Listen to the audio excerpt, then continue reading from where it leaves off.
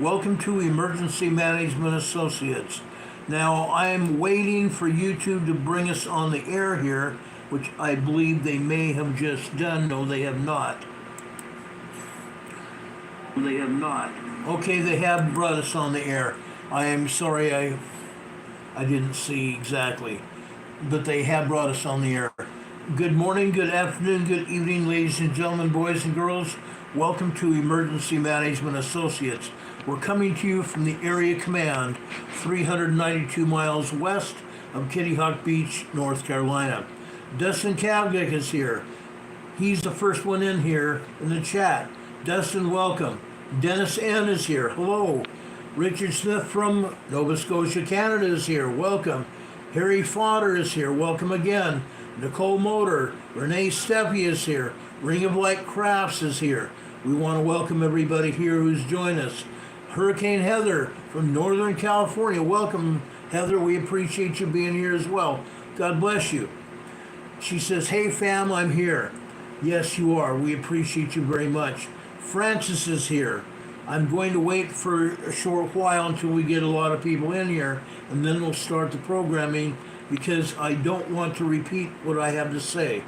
Richard Smith from Nova Scotia is saying we're 5x5. Everyone, please hit the subscriber button and also give us a thumbs up. I highly agree. That would be wonderful. Folks, please, if you're here for the first time or even if you're not, please give us a thumbs up if you think this program is worth it. Also, please know this. Do not leave this program. We need you to stay for the entire length of the program. It's very important. One of the things that YouTube looks at when they look at the overall viability of this channel is they look at the number of thumbs up. They look at the number of people that watch this program. And third, they look at the time element that you watch this program. Is it 5 minutes? Is it 10 minutes? 15? 30 minutes? Or an hour or so? Please, folks, stay here for as long as you possibly can. That will help you be able to get the information we have to share with you, and it will also help our ratings here. YouTube puts all those factors into a great big bucket, and then they decide whether they're going to allow anybody else on YouTube to see this program. Now, I want to say something very important here. Demon Catman just got in here from the east of England. Welcome. This is a worldwide program, by the way. This is very much a worldwide program now. When I started 5.5 years ago, I wasn't sure whether that was even going to happen. We have now thousands of people here on this program. Over 5,600 plus people that are subscribers to this program. I'm hoping we will soon pass 6,000. That's my next goal. And after that, 10,000. I truly believe before the end of this year, we'll have 10,000 subscribers. Now, I'm not just looking for subscribers. Please don't misrepresent what I'm saying. It's important to get subscribers. It's important to see people here.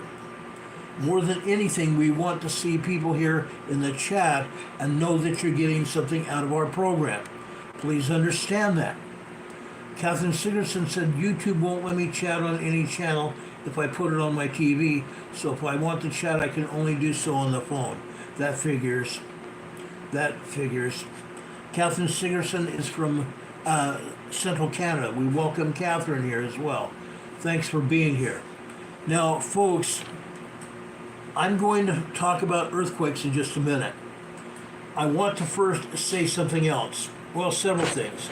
Number one, I want to thank everyone who watched our program yesterday evening. We had over 12,000 people. 12,000 people that saw this program yesterday evening.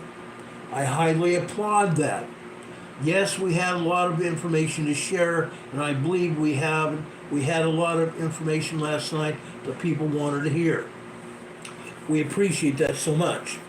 12,000 people watching one of our programs is a huge accomplishment. Up until now, we'd get 2,000 or 3,000, sometimes as many as 5. But 12,000 people that saw last night's program, that's impressive. That's impressive to me, and I know it's also impressive to YouTube. They probably looked at that and going, holy crap, what did he say? Now, with that said, I said a lot of things, but we are being watched heavily by YouTube. YouTube does not like me to talk about things that I've been saying. Now, there is something that I'm going to say now, and I would hope that all of you would understand. If I'm talking about the VP that's in office right now, I'm going to address that person as Big K. I cannot call her by her name because this venue will not allow me to do that and will kick me off the air. So I will be calling her Big K. I will also not specifically talk about the November 5th event. I can't. They will not allow me to do it unless it's in a popular vein, popularity going to the people in charge right now. I can't do that. If I talk about President Trump, I will be dinged. I'm going to talk about President Trump come hell or high water. But I will tell you, I'm walking on thin ice. I'm walking on thin ice. Now, with that said, President Trump is here in North Carolina tonight. He's speaking before a crowd in Charlotte, North Carolina right now. That rally started at 6 p.m. Eastern Time. Something else happened today. Okay? Something else happened today. And it was a big deal. It was a huge deal.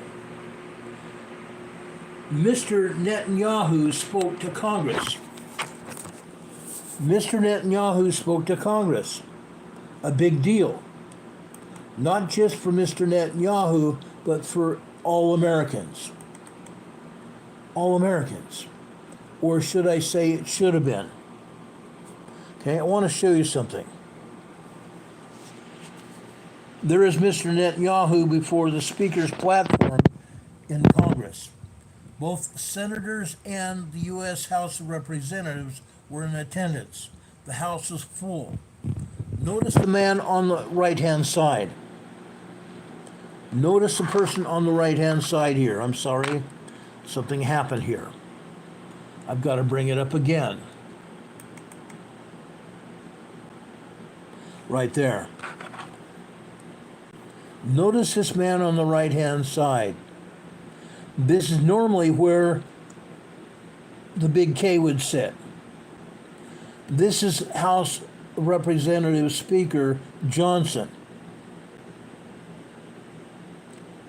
Johnson sitting here, but who is this?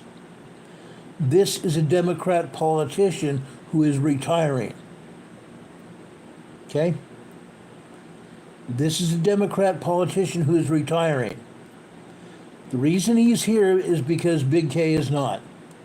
Big K said she would not be here. Now, I understand there was somewhat of a scheduling conflict, but she knew what was going on today, and her job was to be here. But because she said she was not going to be here, it's highly suspicious, number one. Number two, the person that is here is retiring, so he is not up for the Big E in November.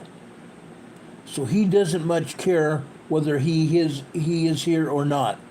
But he represented Big K on the rostrum here in the House of Representatives. Okay? This was a full house. Senators and congressmen from all over the United States were here to listen to this man, Benjamin Netanyahu. Now, Mr. Netanyahu spoke for almost an hour. He spoke for almost an hour. He spoke of a lot of great things. He spoke of what Israel stands for. He spoke of America very highly. as one of Israel's most valued allies. And Israel is an ally to the United States.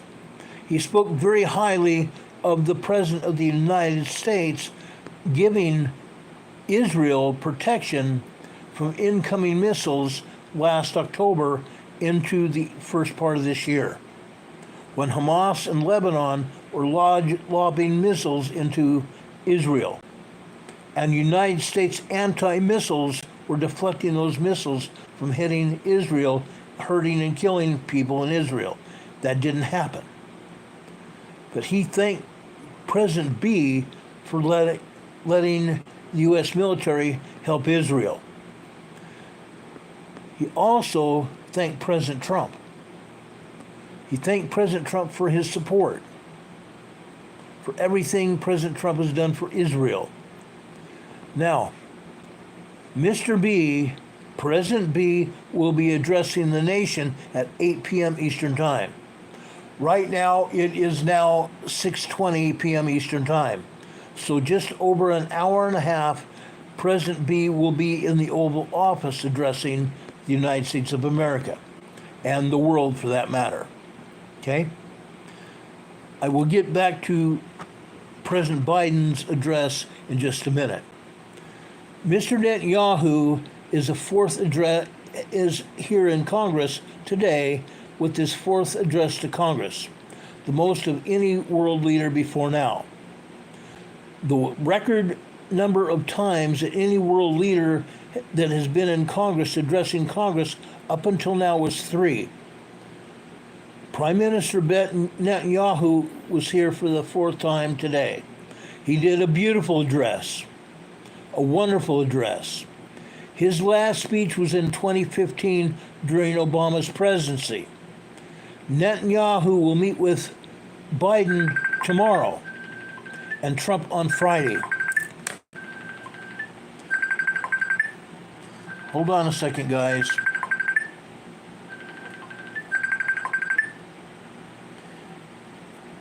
Hello, Big Dave.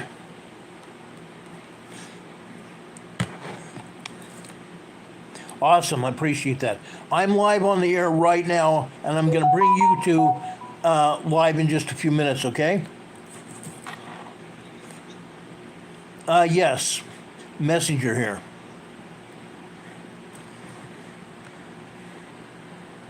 Okay, I appreciate that. Thanks so much.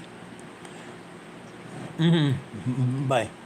Okay, guys, we are going to have special guests here from Canada. You know one of them. One of them is a regular participant in our chat. Canadian Patriot 1 Dave is here, will be here on Messenger verbally and join us here. So that's going to be a big deal. Also, in a little while, we will have Barry Prince as well. Barry Prince is from British Columbia, Canada. Hurricane Heather says, let me guess, Barry? Yes.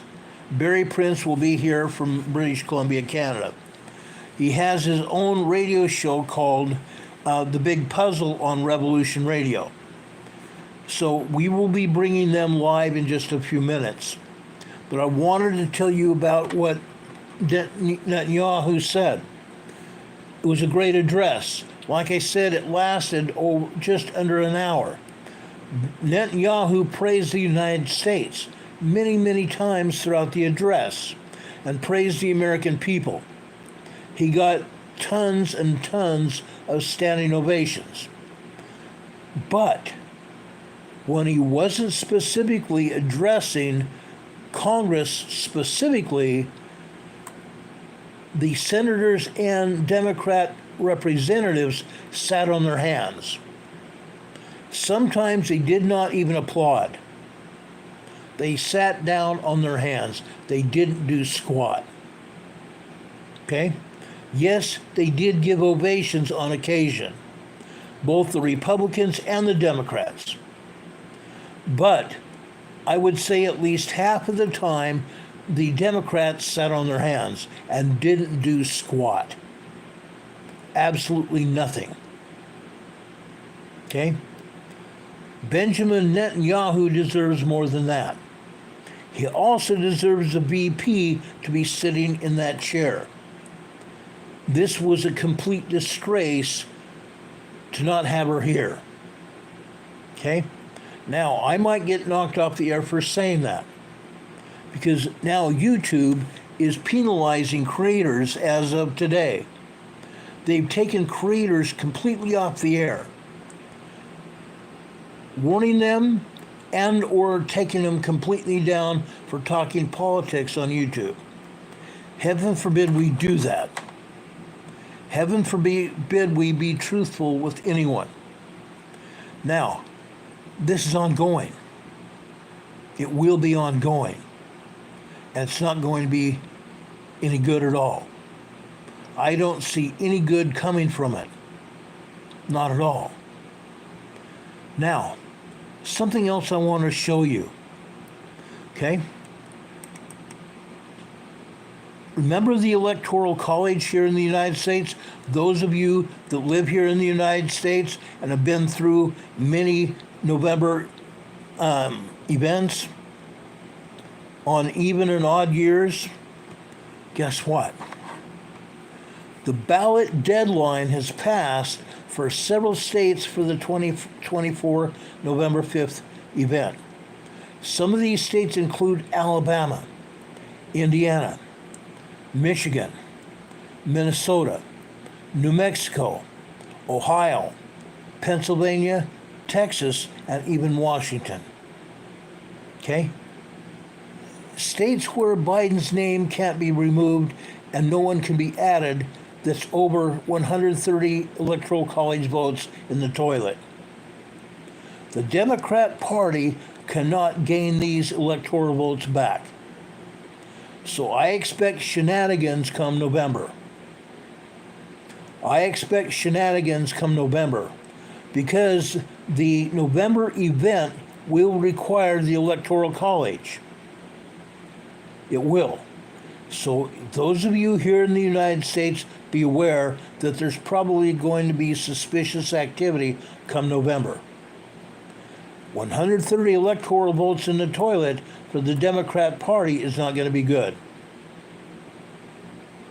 If Big K is going to run for president, there will be problems because she won't have 130 electoral votes.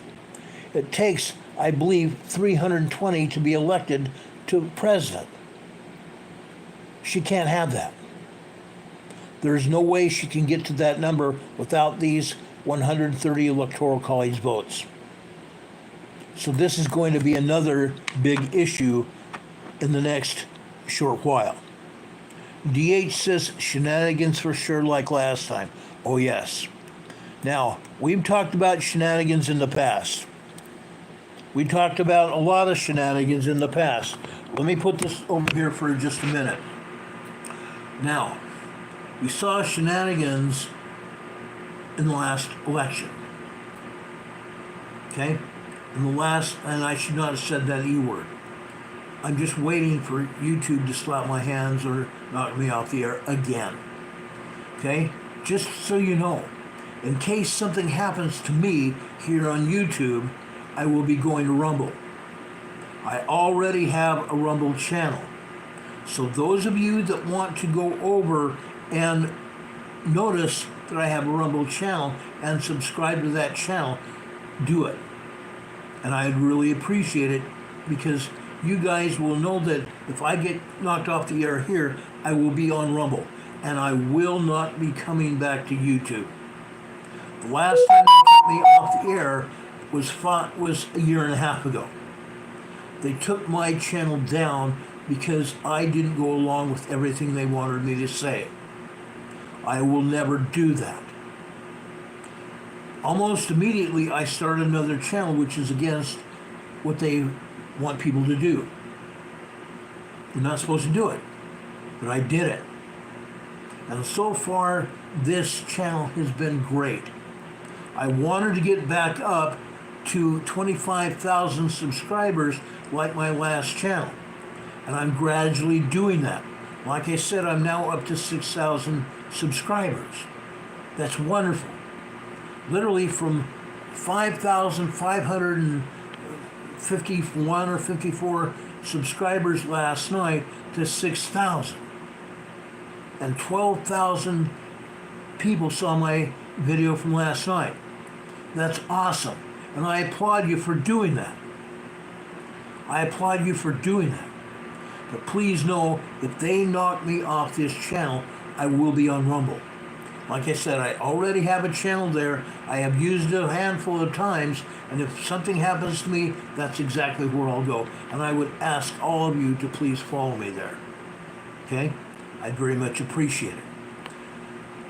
So anyway, getting back to what's going on.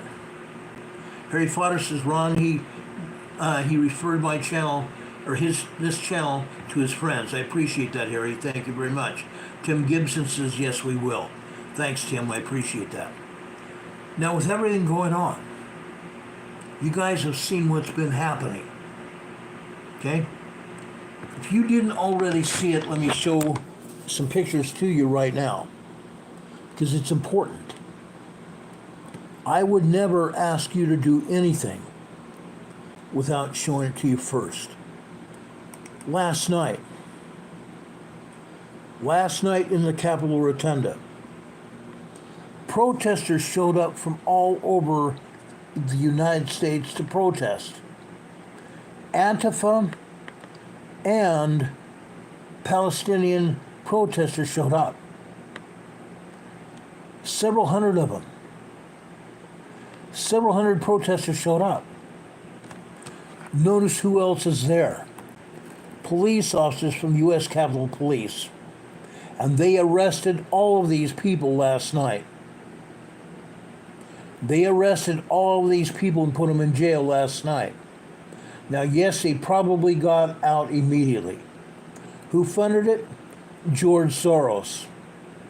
George Soros funded it. Okay? They had rabbis here. They had rabbis here.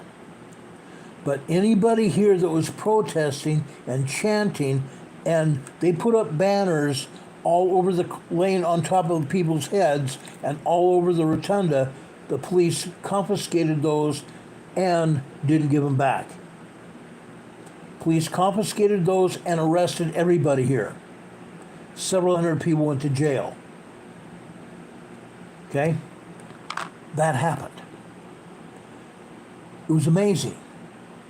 It was amazing because for the longest time, the Capitol Hill Rotunda was packed.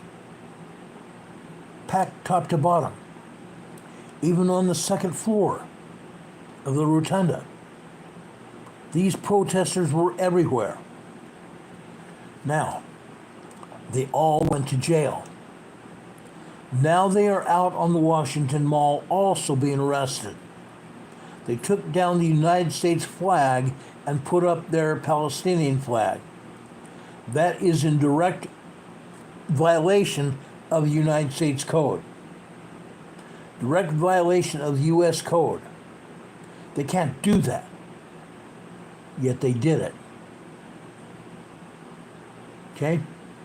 Now, just for a minute, I want to take you back to July 13th. The day that somebody shot at the president. I'm going to enlarge this picture so you can see it. See this woman right here? It was a woman. It's kind of blurry because I enlarged the picture. She's wearing sunglasses to try to obscure her face. After President Trump was shot, he dropped down. Guess what? She immediately put up her iPhone and recorded everything going on. This woman was an FBI agent. An FBI agent in plain clothes. Now, they found that out. They found it out because, excuse me, the FBI and the other investigation branches of the government and other private people started putting facial recognition together, and they all came to the same conclusion that this woman was an FBI agent. And there were also other FBI agents in the crowd. Okay? Now, there's something else, as there always is. Guess what else happened? Guess what else happened?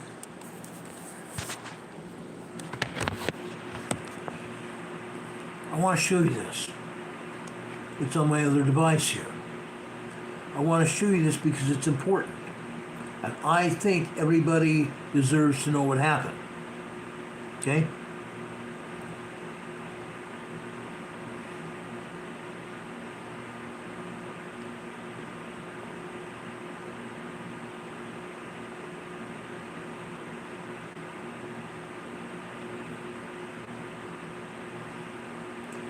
Those of you that have been watching me last night, I mentioned last night that we had not seen President Biden since last week, since the 17th of the month last week. Here he is in Delaware, getting out of his limousine in Delaware, about to board Air Force One. Now, I did not record his walking up or climbing up the stairs of Air Force One, but I can tell you this. Even though Mr. Biden appeared to be still fairly sick from recovering from the C word, I'm not going to tell you the C word. I think you know what I'm saying. The last time I said that word, I got knocked off the air several years ago. I'm not going to say it. But Biden contracted that disease again, and he was sick over in Delaware. He'd been sick in Delaware. Nobody's seen him since the 17th, until yesterday. He got in his limo, his motorcade, and went to the airport in Delaware, climbed aboard Air Force One, head back to Washington. Okay? Okay? Not just that. So we hadn't seen from him. I told you last night that there were rumors that something happened to him. Now, I'm not going to say what I said last night. I'm not going to go there. Because now, YouTube creators are being dinged for it. People thought of his D word. Okay? People honestly did, because they hadn't heard anything from anyone about him. The last time they found out that he was anywhere was in Vegas. The Secret Service notified Vegas police that they were around the medical center and asked the police department to clear the streets so they could get there. But when the motorcade hit the streets, they went to the airport. They got Biden in Air Force One and took the steepest and fastest climb out of Harry Reid International Airport that anybody's ever seen. The largest flight coming out of Harry Reid International Airport took off at a steep climb and got out of Dodge quite fast. Nobody's ever seen Air Force One do that before. They said he was on the way back to Delaware to convalesce from COVID. I should not have even said that. But all of a sudden, nobody had heard from him for many days, about a week. Then all of a sudden, he makes an appearance in Delaware, allegedly heading for Washington. Okay? Hurricane Heather is asking, are you all buying about him? Yeah. Oh, yeah. Harry Fodder says it's someone else with a mask. It could be. It could very well be. Now, folks, I don't believe anything. Demon Catman says unalive or fading? Yeah, possibly. Body double? Possibly. Okay? Yes, there have been pictures of people that look like him, but as soon as one person tried to scratch their neck, guess what? They revealed something else. they revealed something else. That their neck was actually a body double mask. Okay? Anyway, this morning, they were still investigating. Actually, it wasn't this morning at all, I'm sorry. It was last week. They were still investigating what happened in Pennsylvania. I want to show you several pictures here. Okay? At the top of it, in case you aren't able to read it, it says sensitive content. July 13th body cam footage providing more details about the Secret Service and what happened there. No detailed answers ASAP. Security failures. Transparency brings accountability. Now, there was a police officer on the roof where the shooter had been, where the shooter still was. That police officer had a body cam. The video was gotten from the Beaver County Emergency Service Unit in compliance with a FOIA congressional request. That is the only reason we have this picture here. Okay? Look at this. Look at this. See this gentleman right here? See this gentleman right here? Who does he look like? Who does he look like? That's a police officer, guys. This man is a police officer, right? What's he showing? He's showing you the rooftop where the shooter was, right? Absolutely right.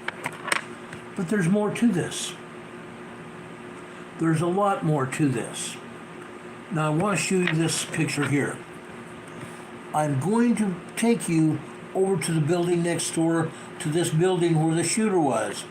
What is this? What is this right here? What is this right here? This is that second story window that I talked about last night. Allegedly where another rifle was fired from. Right here. I wanted to make sure I showed you that because people questioned me about it. This is where the window was open on the second story of the building. Okay? Now, I want to show you something else. See this man right here? This man is a Secret Service agent. A Secret Service agent. He and his partner were on the same roof where the shooter was. The same roof where Miss Cheadle, the head of Secret Service, said was too dangerous to put officers onto. It was basically a flat roof. Basically a flat roof. One Secret Service agent was identified as a former agent said he could have played Frisbee on the roof. He could have played Frisbee on this roof, it was so flat. It was a 312 roof. Almost flat, completely flat. Now for Pennsylvania that gets heavy snow, it's quite remarkable that they would have anything close to a flat roof. It was somewhat slanted, but it was also steel roofing, where the snow would slide off of it. But here's a Secret Service agent and a police officer that participated in helping protect President Trump on July 13th. Now, other video shows he and his partner on the roof. Other videos show he and his partner on the roof. But I wanted to show you that. I wanted to show you that. It's important. It's important. Juby Joe is here in the chat saying yes, and with video and audio of the roof. Yes, there is a man, a YouTube creator, that has audio of it. But his audio is not that good. But the audio is having the agent that was there, having this federal agent, Secret Service agent, speaking with the police officers on the roof. Okay? That's what the audio is. How'd they get the audio from the body cam from the police officer? The body cam from the police officer. And part of that video showed another officer trying to wash down the roof, because there was a red substance on the roof after the shooting. Okay? That happened. That happened. So folks, there is a lot of splaining to do, if you know what I mean.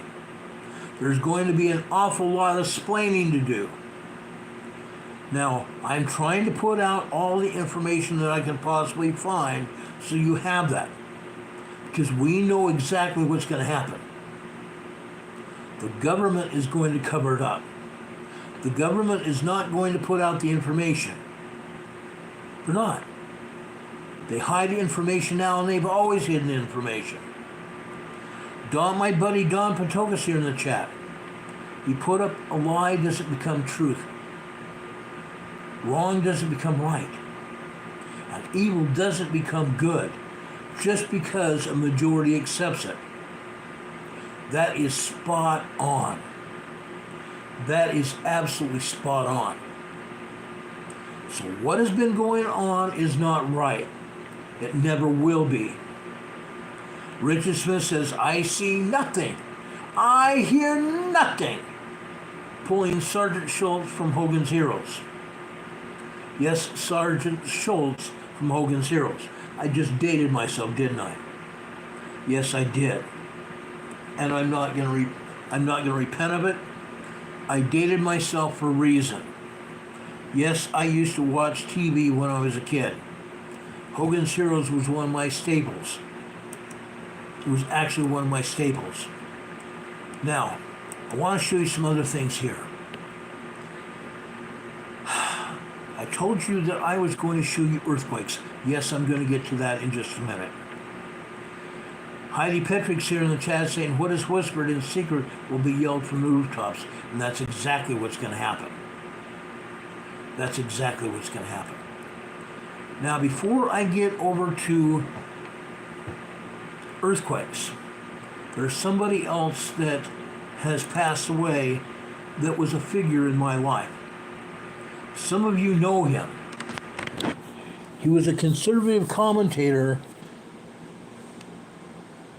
talking about financial stuff for many years. I want to show you this. Lou Dobbs. Lou Dobbs passed away today. Okay? He was 78 years old. I want to talk about Lou Dobbs for a minute. Okay?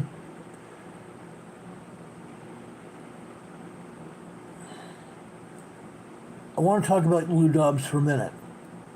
Lou Dobbs did work for CNN, the Communist Television Network, or the Communist News Network, as I like to say. But he was a conservative commentator talking about economics and financial information. He was never a Democrat, and as a result, he was fired from CNN. He was actually fired from CNN. Sad.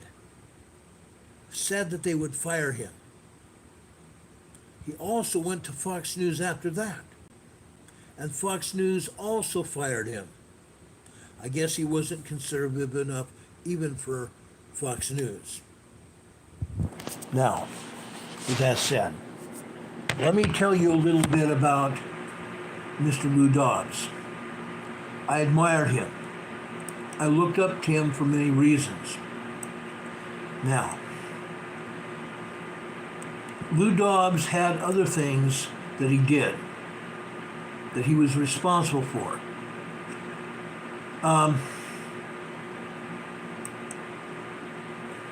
He was an amazing man. He really was. He was a very amazing man. Now, things that I'm going to talk about now are very special to me. So if I break up a little bit, I hope you'll stay with me. Lou Dobbs was very important. He stood for everything that was right. Rarely ever did he leave the truth, ever. But Lou Dobbs is more than just a financial commentator on CNN or Fox News. He was Space.com founder, the founder of Space.com. Now, up until a year or so ago, I didn't even know that. Everybody knew him as a distinguished political pundit, a best-selling author, a radio host, a popular broadcast fixture, as I said, on CNN and Fox News. Back in 1999, July 20th, 1999, he and some of his friends launched Space.com. It was the official launch day for Space.com, honoring the 30th anniversary of NASA's historical Apollo 11 moon landing.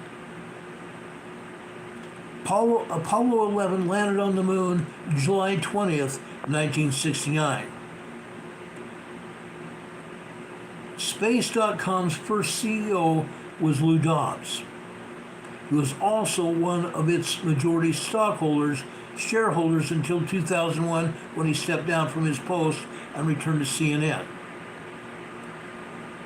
Lou Dobbs' death was confirmed on July 18th on his official account on X, formerly Twitter. It is with heavy heart that we announce the passing of the great Lou Dobbs. Lou was a fighter till the very end, fighting for what mattered to him most. He was born September 24th, 1945 in Childress County, Texas, but the family relocated to Rupert, Idaho. Did you know that he came from Rupert, Idaho? Up near Pocatello, Idaho, where I was born? Yeah, go figure. I had no idea that he was from Rupert, Idaho. He spent a great deal of time there. Artie, I'm not going to answer your question. It has nothing to do with what we're talking about. If you want to comment on what we're talking about, that's fine. Otherwise, your comments will be taken off the chat. Lou Dobbs graduated from Harvard University in 1967. He earned a Bachelor of Arts degree in economics before heading back to Idaho, where he married his first wife, Kathy Wheeler. After stints in the 1970s as a local television reporter and an anchor in Phoenix and Seattle, billionaire Ted Turner lassoed him as an on-air talent for his new CNN cable news enterprise. The seasoned TV news host of Moneyline and Lou Dobbs Tonight was a favorite conservative political analyst and a commentator that began his tenure with CNN as an economics correspondent when that network was first launched in 1980. He remained one of the network's major anchors until migrating over to Fox Business in 2009. In 2021, Fox News Media yanked his program due to his controversial comments about rampant voter fraud in the Biden-Trump 2020 fiasco. That's what I'm going to call it, a fiasco. So even Lou Dobbs wasn't good enough for Fox News. In July 1999, Dobbs and a man named Rich Zaradnik were primary founders of Space.com, the online destination targeting news related to human spaceflight, space exploration, astronomy, search for extraterrestrial life, and space-based sci-fi entertainment that is celebrating its 25th anniversary this month. Lou Dobbs was 78 years old. Lou Dobbs was 78 years old. Now, we talked about Netanyahu this morning. Again, the Big K refused to take her seat on the rostrum in Congress as Benjamin Netanyahu addressed Congress today. As the war between the Jewish state from October 7th happened and Hamas is still raging today. The Democrats got another Democrat lawmaker to sit in her seat during Netanyahu's address. This proves that the Big K as president would not support one of our Congress meetings, whether somebody important was there or not. Big K wouldn't do it because it doesn't meet her politics. It does not meet her politics. Okay? It doesn't matter whether Netanyahu from Israel is our closest ally and the only ally of the United States in the Middle East. Big K would rather support our enemies in Iran instead of Israel. The United States needs someone to stand up and be counted when it comes to supporting our allies in the region and literally all over the world. Okay? Throughout Netanyahu's address, I mentioned this a few minutes ago, he got numerous standing O's. Yet many of the House and Senate Democrats either did not stand or sat on their hands. I talked about the Capitol Hill protests. I showed you pictures of the protesters being arrested. Police arrested hundreds of pro-Palestinian protesters and Antifa last night. They were calling for a ceasefire in Gaza and an arms embargo on Israel at the Capitol on Tuesday. More than 400 mostly Jewish and Antifa protesters participated in a sit-in in the Cannon's House office building's rotunda. Footage showed rabbis leading the protesters in prayer and song, wearing shawls that said, "Never again for anyone." They sang chants calling for free Palestine and the end of genocide until Capitol Police arrived and began arresting them.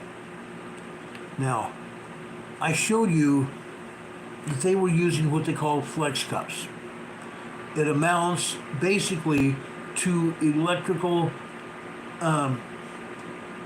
zip cord, electrical plastic zip cord. We've all seen it. But they are, our law enforcement community over the years put together these zip ties so police officers like myself would have them when we had a mass arrest or were about to go somewhere to arrest a lot of people. Instead of having a lot of handcuffs on us, zip ties were the answer. One, they're lightweight, they're easy to get to, and they don't cost as much as handcuffs, which are about $30 to $50 a piece, depending on where you get them. That's what the Capitol Police were using to arrest those people. Now, something that you may not know is that the New York Police Department sent over 100 officers to the Capitol building yesterday morning because they knew that there was going to be unrest. So New York sent about 100 of their finest officers to the Capitol to assist Capitol Police. And they're still arresting people tonight over on the mall. Because now the federal buildings are closed. They can't get into them anymore. So they're out on the mall. Like I said, they lowered the American flag and put up the Palestinian flag. Now, I'm going to say this once and I may say it again. If you don't like what the United States is doing, get out. But you don't have a right to lower our flag and put up yours. You don't have a right to do that. If you want to fly your own flag, go to your own home and put up the flag at your home. But when you're on federal property, you have no right at all to lower the American flag. Don't do it. Don't do it. Because as those protesters are finding out right now, it's against the law. Hurricane Heather says it should never be allowed in our country. Absolutely right.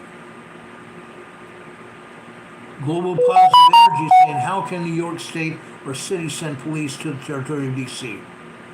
They've done it. They've done it. And they've done it with the Capitol Police blessing. They've done it because other agencies can request assistance from outside agencies. That's how I ended up in Northridge after the Northridge earthquake in 1994. Northridge and Los Angeles Police and Sheriff's Office asked other agencies from all throughout Southern California to come to Northridge to assist them. That's exactly what's going on. Other agencies can request assistance, and that's what's happening. Okay? They can't do what they're doing. It's against the law. It's against the law. Period. Okay? As I showed you in that picture, and yes, there's videos out. The Capitol Police arresting the protesters. Sweet Polly Purebred is in the chat talking about a 4.2 earthquake, a moderate earthquake hitting Alberta, Canada. This evening, a moderate 4.2 earthquake hitting Alberta, Canada. It's in the Rocky Mountains. It's in the Rocky Mountains. We frequently get earthquakes in the Rocky Mountains. They come out of Alaska and Canada, come down the Rocky Mountains in Canada, and go into the U.S. And we're going to see 4.2, 3.5, 3.7 energy as the seismic energy goes south. Okay? I'll talk about earthquakes in just a second. Harry Fodder says New York City has a lot of extra officers. They do. And there's a reason. Because they actually need those in New York.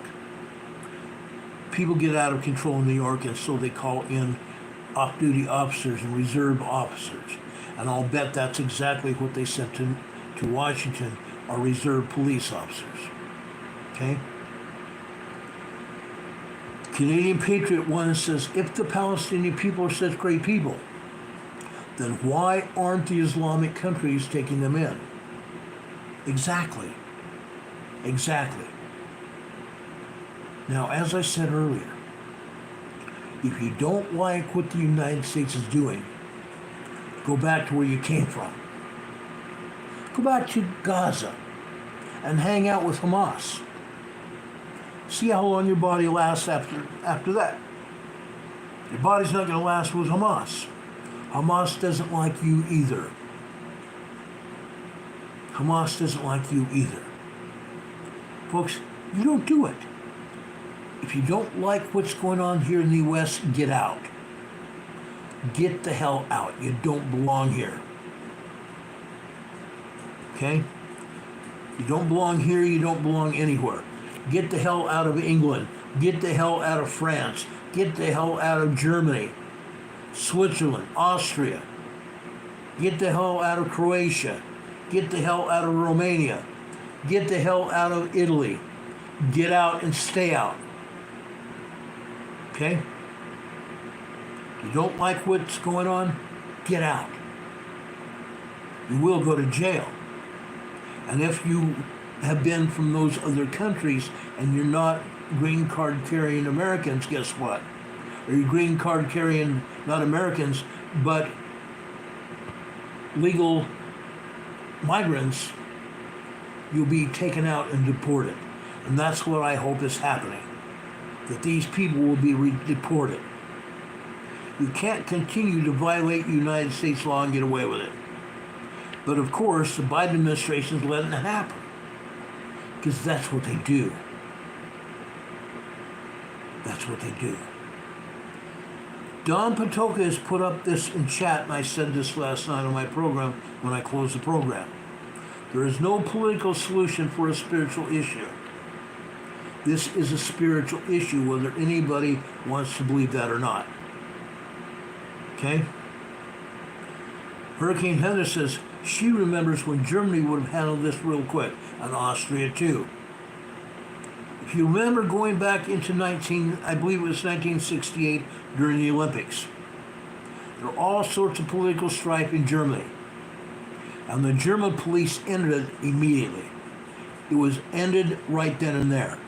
They don't put up with the crap. And either does Austria or Switzerland to the most extent. You can't do it. You can't do it. Now, Big K is a presumptive Democrat presidential nominee. And she's been more publicly sympathetic towards Palestinians than Biden is. That's why she was not in Congress today, where she should have been. Where she should have been. Now, let's talk about earthquakes, okay? Earlier this week, we had an earthquake in Texas. It was a 4.9, 5.0 large earthquake in Texas. Okay? Let me show you where that earthquake was. This is also important information, just so you know. Okay? When we have earthquakes, there's a reason. Okay? This earthquake was said to be near Hermleigh, Texas. H-E-R-M-E or L-E-I-G-H, Hermleigh, Texas. This earthquake was closer to Snyder, Texas. Let me show you this on the map. Right there. It says it's close to Snyder, Texas here. They said it was in Hermleigh, Texas. We have had earthquakes in Hermleigh, Texas before. Earthquakes. Why are we having earthquakes in Texas? Does anybody know? Does anybody know why we have earthquakes in Texas?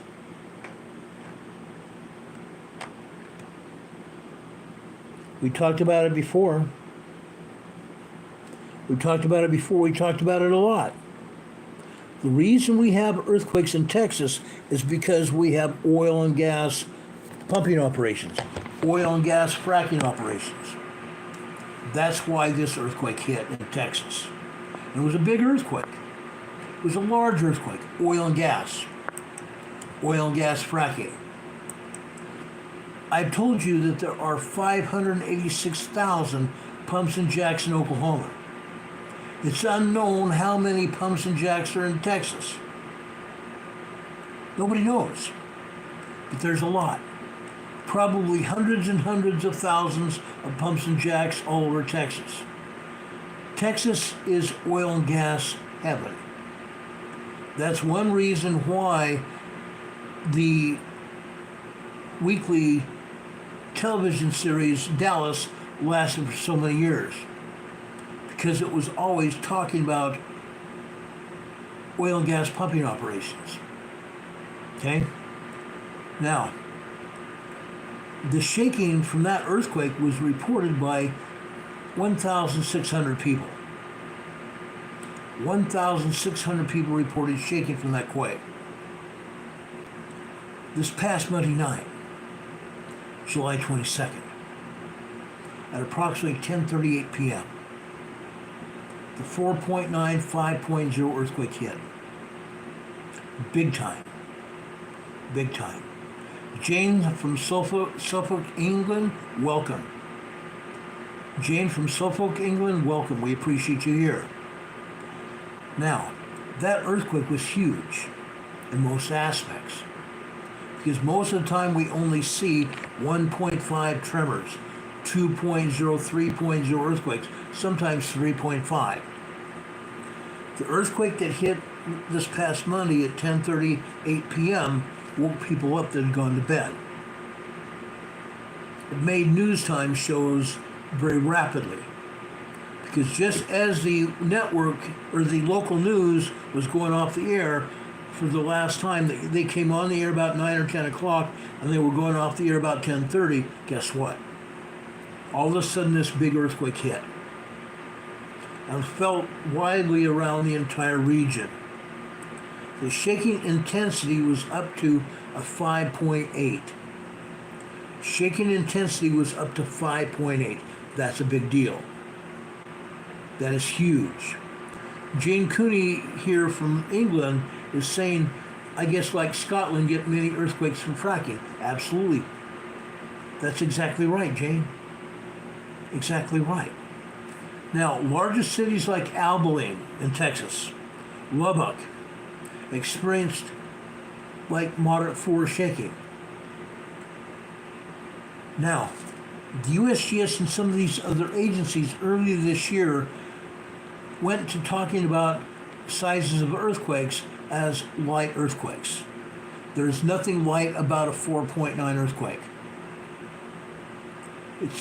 There is nothing light about a 4.9 earthquake. 4.9 or 4.0, 4.9 have always been moderate earthquakes. But we all know what happens. That the agency downgrades the strength of the quakes. The agency downgrades the strength of the quakes. They've been doing it for a very long time. I believe that's what they did Monday night as well. It was probably a 5.2 to a 5.3 earthquake. Now, we are not aware of any reports of damage or injuries so far. But more than 1,600 people have reported feeling shaking. Whenever an earthquake occurs in Texas or neighboring Oklahoma, the first question that comes up, are these anthropogenic earthquakes? Anthropogenic earthquakes. That means caused by fracking. If you ever hear the word anthropogenic, it means fracking. Caused by man's interference with the earth. Man's interference with the earth. Therefore, this earthquake, as well as the others in Texas, are far enough away from plate boundaries so they know for a fact that there is nothing plate boundary-wise that would have caused that. But anyone that knows anything about these earthquakes knows that there has been a surge in seismicity over the last 2 decades. A surge in seismicity over the last 2 decades. Why?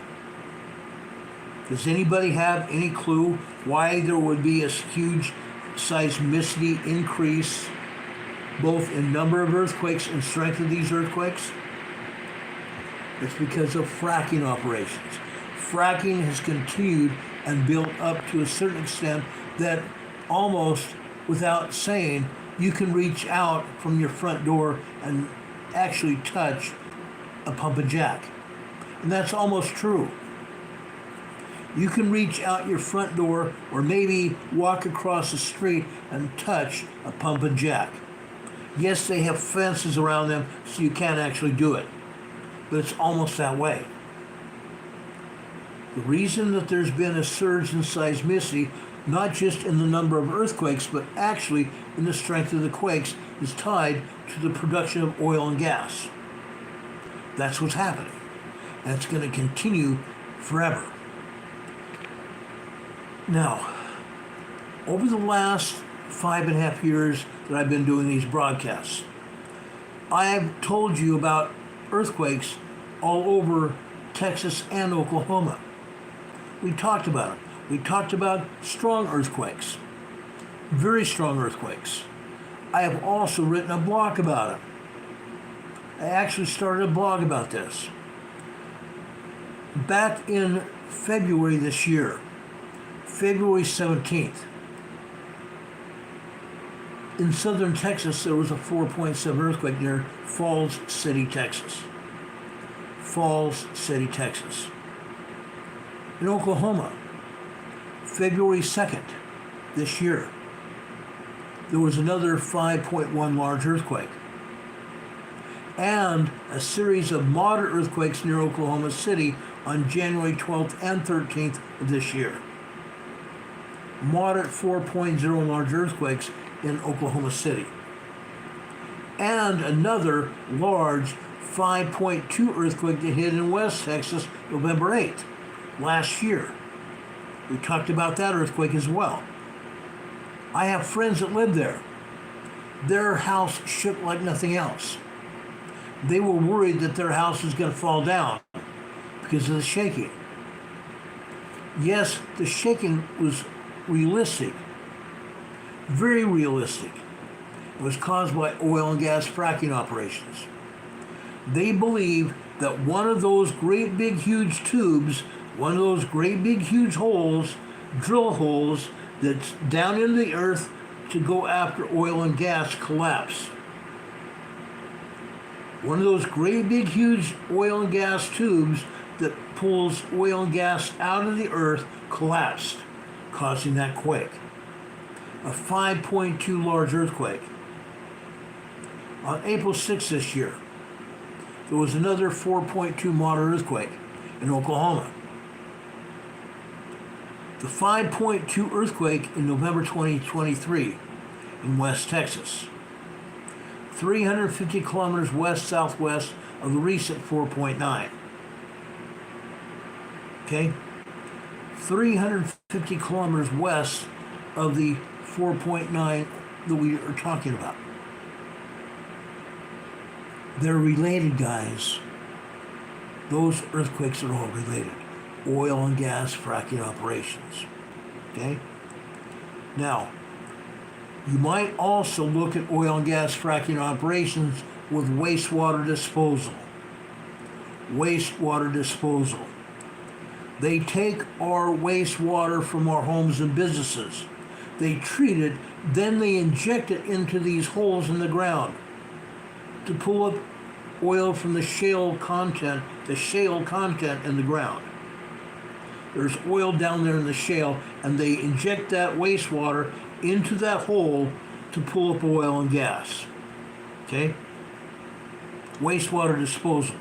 A process that sometimes where they use salt water in the extrication process. It's injected into the ground, and the fluids are injected into the subsurface.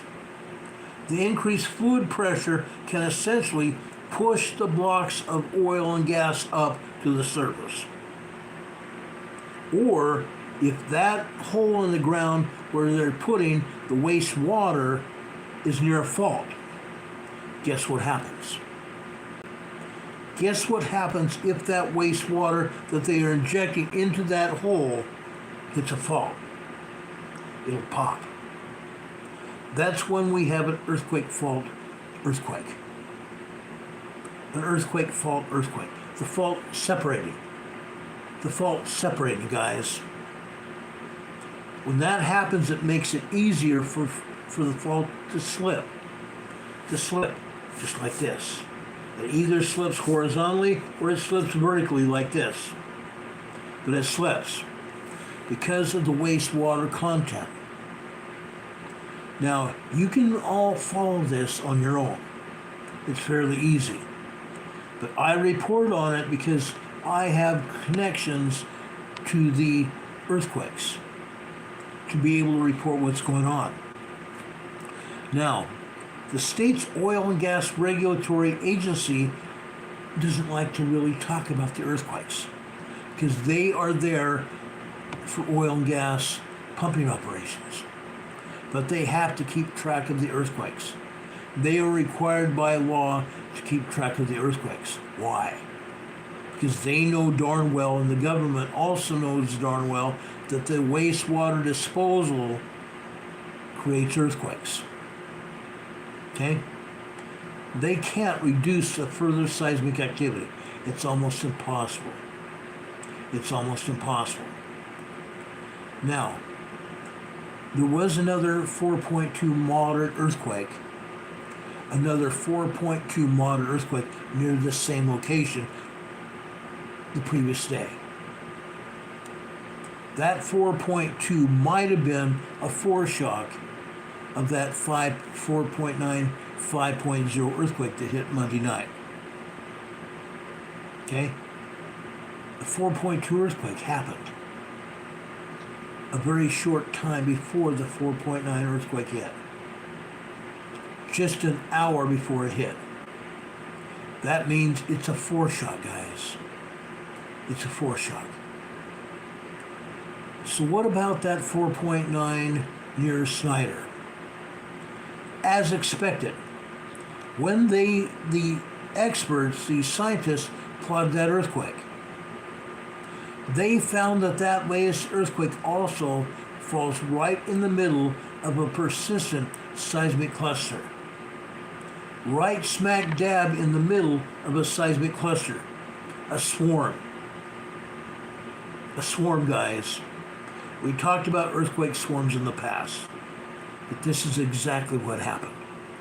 This earthquake was right smack dab in the middle of that swarm. We've seen swarms all the time. We talk about swarms all the time. They happen in Mexico. They happen in Central America. They happen in South America. They happen in Europe. They happen in Canada. They happen all the time here in the U.S. Okay? It's gone. It's ongoing. It's not going to stop. Okay? Hurricane Heather says 0.9 plausibility, deniability society. Exactly. That earthquake over near Snyder, Texas, or Hermleigh, Texas, on Monday night was probably a 5.2 earthquake, and USGS denied it happening and decided to bring it down to a 0.9 society, a 4.9. Okay? That's what I believe happened. That's what I believe happened. Now, I can show you a bunch of earthquakes, literally all over. Those earthquakes over in southwestern Texas are continuing to happen. It's not going to stop. It's not going to stop for a very long time. As I explained to you, we've seen it happen. It's happened before. It's going to happen over and over again. Not just in southwestern Texas, but everywhere. What we're seeing here, just in Texas alone, is not new. It's not new by a long shot. It's not new to have earthquakes over off the coastal perimeter of Seattle, Tacoma area, or Vancouver Island. We know for a fact that the Cascadia earthquake is going to happen. We know it for a fact. Fact. But the agency also knows that it's going to, it's going to happen. They can deny it all they want. And that's what they do. Oh, it's not going to happen for 25 or 50 years. But they can see what's going on. They can see what's going on.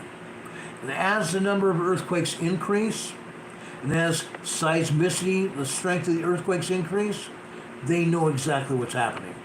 And they can't deny it. They can't deny it.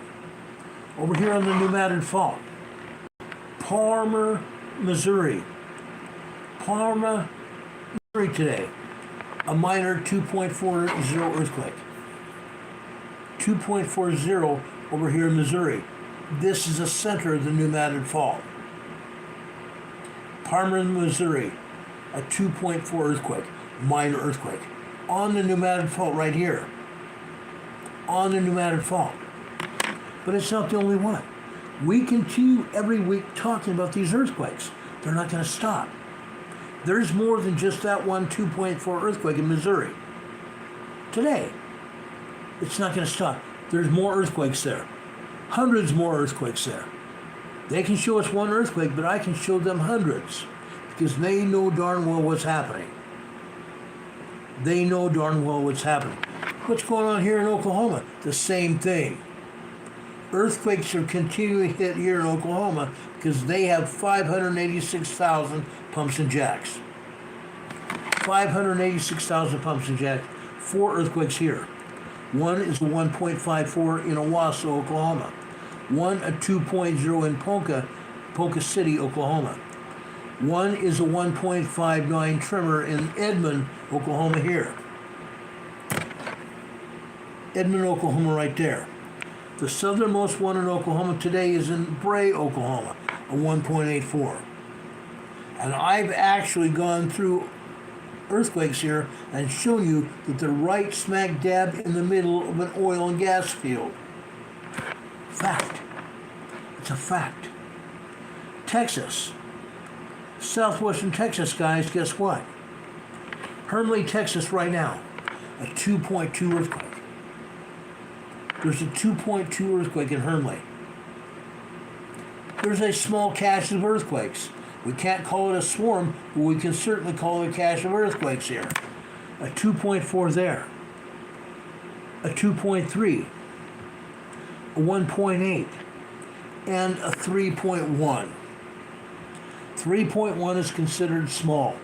3.0, 3.9 are considered to be small earthquakes. The others are just minor earthquakes. Hermley, Texas, guys. Hermley, Texas. Snyder, Texas. It's still going on. It's not going to stop. Let's go further south to the west. Toyah, Texas. Here's a 1.7 there. Let's go just a little bit west and north. Culberson County, Texas. Culberson County, Texas. There's a 1.3 there. Just a tremor. Earthquake's still happening. That 4.9, 5.2 earthquake was just a wee bit of a good-sized earthquake. It's lucky nobody was hurt. It's very lucky that nobody was hurt. Because large earthquakes happen. Large earthquakes can create major damage. Major damage, injuries, and death. Fortunately for Texas, that didn't happen. Fortunately for Texas, that didn't happen. But stuff happens, doesn't it? Stuff happens. Again, Alberta, Canada. A moderate 4.2 earthquake. Right here in the Rockies of Canada. The Rockies of Canada. The Rockies of Canada comes up here to northern Canada at the border of Alaska and Canada here. They go all the way down here into the United States. 4.2 in Alberta, Canada this evening after we were on the air. Let's go further south in the Rockies. Further south in the Rockies. Stanley, Idaho. This is a 2.43 earthquake. This is on the earthquake fault in the Rocky Mountains. Okay, also there. Two other earthquakes here. A 2.6 and a 2.72.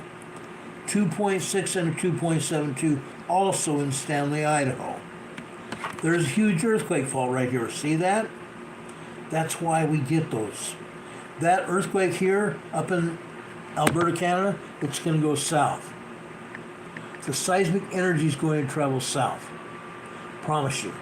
We're going to see it go through Montana, Wyoming, possibly over in Utah, over in Colorado, and further south into New Mexico, and possibly even Texas.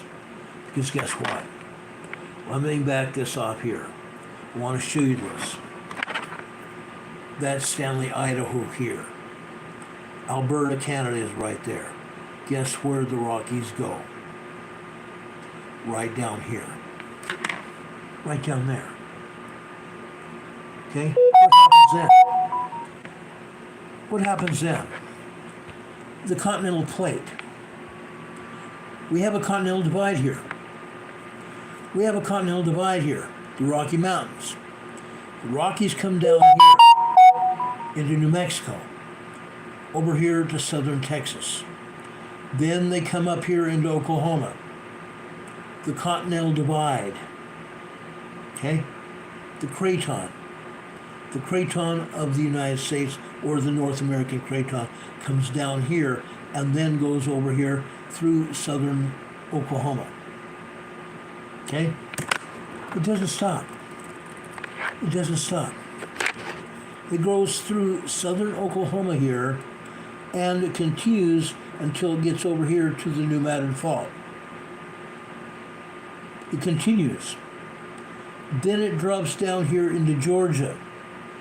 Then it comes up the eastern side of the United States and Canada, the Eastern Continental Divide. I live right here. See that dot right there? That's where I live. The Eastern Continental Divide. The Eastern Continental Divide comes over here, right through Oklahoma, comes over here on the other side of the New Madrid Fault, drops into Georgia, then it goes north. The Eastern Continental Divide. Now, yes, I just gave you a geography lesson and also an earthquake lesson. I want to show you one or two other earthquakes. This one is in northern Canada. It's a 2.33 near Fort McPherson in Northern Territories, Canada. It's a 2.23 earthquake. As I said, the Rocky Mountains have earthquakes, don't they? The Rocky Mountains have earthquakes. Guess what happens? They all drop down through Canada and into the United States. Just like I said. Just like I said. One earthquake over in northwestern Alaska. This is what they call a 2.6 mile earthquake. But where it's at is very interesting. Northwestern Alaska, but this is up at the Arctic Circle. 52 miles east-southeast of the Red Dog Mine, Alaska. 52 miles east-southeast of Red Dog Mine, Alaska, right here. Isn't that fun? Right up here at the Arctic Circle. We've talked about earthquakes here. This is the North Shore of Alaska here. This is where all the oil and gas fracking operations are here in Alaska. The North Shore of Alaska. We have millions of gallons, millions of barrels of oil that come out of the North Shore of Alaska. Tons of them. Tons of them. Now, we've had earthquakes coming out of Indonesia, haven't we? We've had earthquakes coming out of Indonesia, going up through the Philippines, going up through Taiwan, up through Japan, and up along the west coast of, not the west coast, but the western side of the Pacific Basin, up to Kamchatka Peninsula, and up here to the Aleutian Islands. We have some earthquakes here in the Aleutian Islands. Adak, Alaska, 3 earthquakes here. These are minor. These are very minor. A minus 0.22. What does it mean when we have a minus 0.22? Usually it's supposed to mean that there is an earthquake above sea level, right? Mostly pointing to earthquakes in the mountains, right? Well, guess where this earthquake is? 95 miles west of Adak, Alaska, at a volcano. At a volcano. It's minus numbers because it's allegedly above sea level. Allegedly. Just for kicks and giggles. Let's find out how deep it is. Guess what? 4.5 miles deep. 4.5 miles deep. That is not above sea level, folks. It's down inside the volcano. This earthquake is down inside the volcano. It's not above sea level at all. They lied to us. They lied to us, guys. Let's look at these other earthquakes. One is a 0.17. That earthquake is also 5 miles deep. 5 miles deep inside the volcano. One other one here. This is offshore. This one is 0.11. Not meaning it's above sea level, but a 0.11 microquake. 0.11 microquake. This is 6 miles deep. This is what I'm talking about. This is why we're here on the air. You need to keep the agencies authentic. Otherwise, they will lie to you and think that they have told you the truth when they're actually not. They don't they don't intend to tell us the truth. They don't intend to tell us the truth. They think that they can tell us anything and we'll just believe it. That's why we can't do that. That's why we can't do that, guys. If we just continue to let them talk and let them do whatever they want, they're going to lie to us. And somebody's going to get hurt. Someone is going to get hurt. Okay? I've been showing you this and telling you this for a very long time. And now you're seeing what I'm talking about. I try to show you this so you understand. Some people get their nose out of joint when I talk about this. I don't talk about this to offend anybody, but I want everybody to understand that the agencies have no intention of telling us the truth. They will lie to us about the location of quakes. They will lie to us about the depth of the quakes. That's why we need to get onto it and stay there. Okay? We can't let them continue like this. Our sister Rebecca, NCWQ Disaster News and Explorer, is not feeling well. Becky, I hope you do. I hope you can feel well very soon. We love you and miss you. Becky is a wonderful lady. She's also a YouTube broadcaster. You can find her over at NCWQ Earthquake News and Disaster Explorer. Find her here on YouTube. If you go over to YouTube and see her, give her a thumbs up and also subscribe to her programs. Subscribe to her programs. Okay? She's a great lady. Dan Weir says, I miss USGS not reporting again. Or says, what did I miss? What did I miss? Again, USGS not reporting stuff. That's exactly right. Exactly right. Now there is one earthquake over in Indonesia. One earthquake that's a large earthquake in Indonesia. There are many other earthquakes in Indonesia. But there's one large one, a 5.2 in the Banda Sea. A 5.2 here in the Banda Sea. As I said before, about 2 years ago, there was a 7.4 earthquake right here in the Banda Sea. That 7.4 earthquake was felt over here in northern Australia. In northern Australia.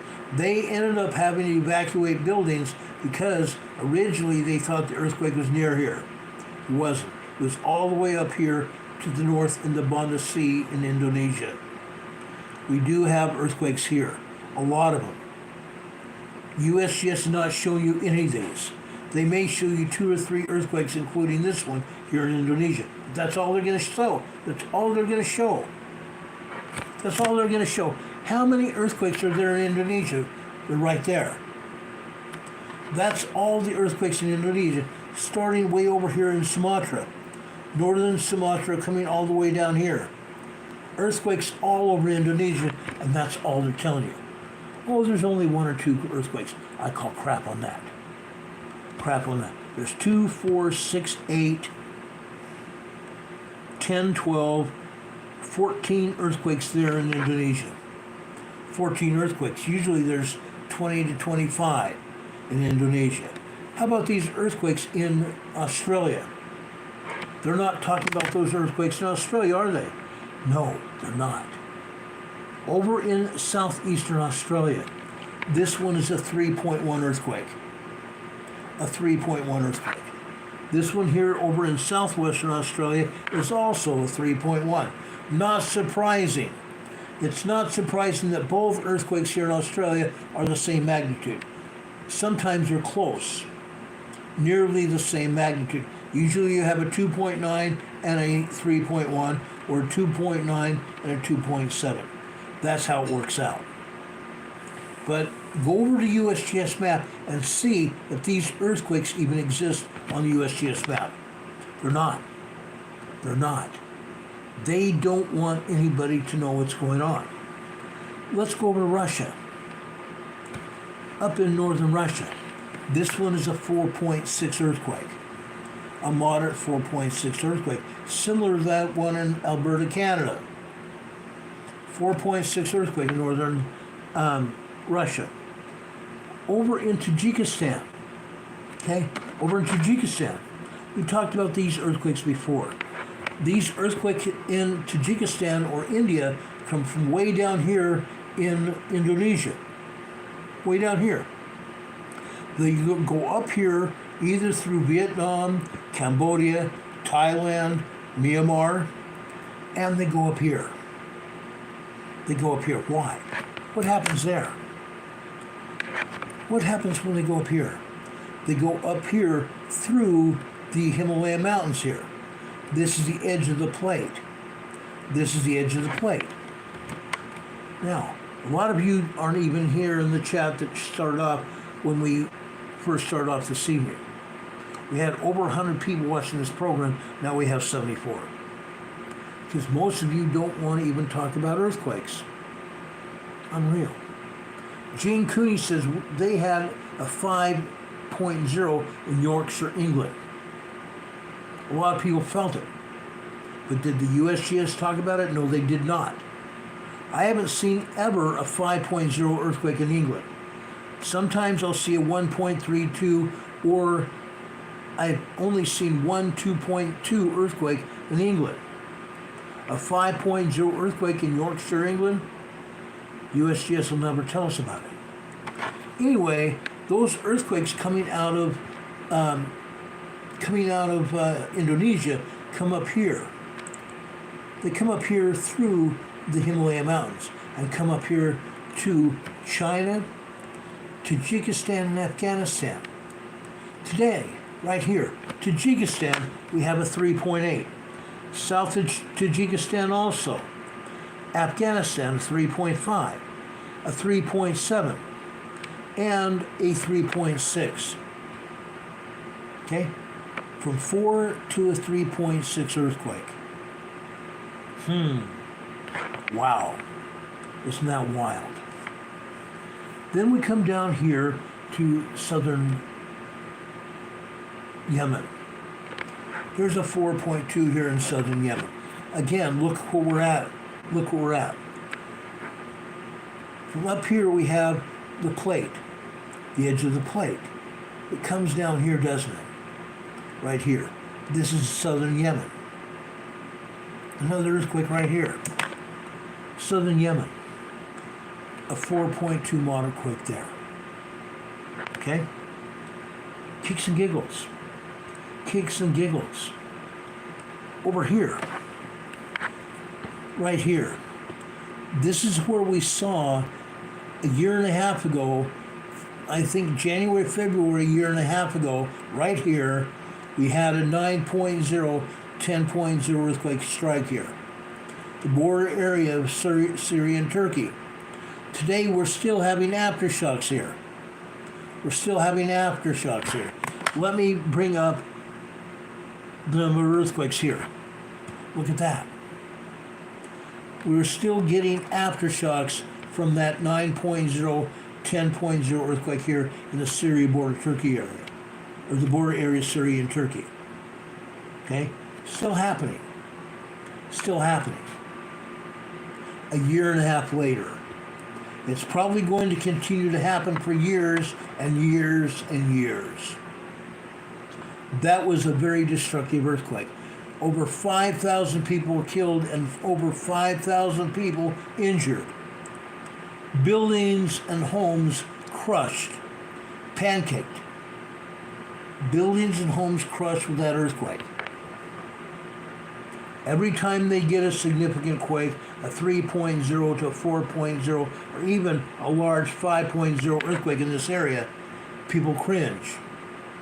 They run out of their homes because they believe their homes are going to fall down. Because what they saw last year. It's happened.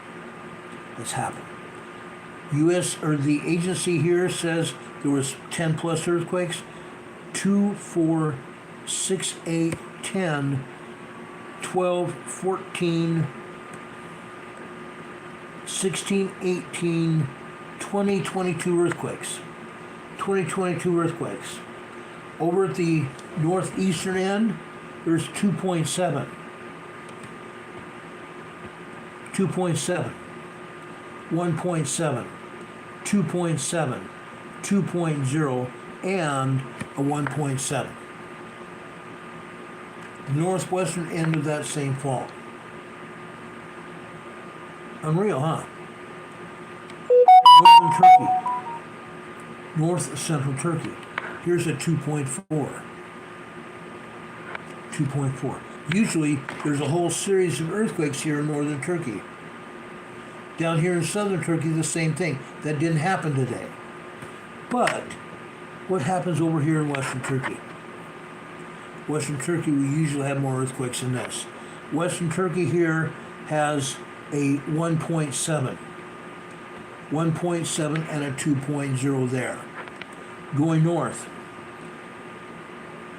northwest, 1.4, 1.2, and a 1.4. Out here are the Dokanese Islands. These islands belong to Greece. These are the Dokanese Islands off the western side of Turkey. They belong to Greece. Okay? Further south, down here, there's a 2.5 and also a 2.6. 2.5 and a 2.6 over here belonging to Greece.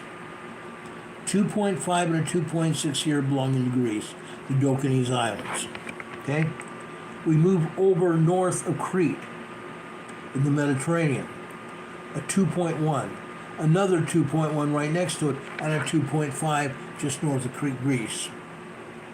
Okay? Let's go up to Greece. I want to show you this. This means a lot. Usually we have anywhere from 20 to 25 earthquakes here in Greece, right here. Southern Greece right here. The Aegean Sea right here. Northern Greece right here going up to here. Okay? We have 1, 2, 3, 4, 5, 6, 7, 8, 9, 10, 11, 12, 13, 14, 15, 16, 17 earthquakes here in Greece. 17 earthquakes here in Greece. Most of these earthquakes up north are just tremors. Most of them are tremors. Sometimes you get a minor 2 point something up here. Okay? Right here. In fact, let me pull up one earthquake here. I can't wait to show you this. The Aegean Sea here. 1.6 and 1.5. Right here. This is Pires, Greece. Pires, Greece right here. Named after the Apostle Peter.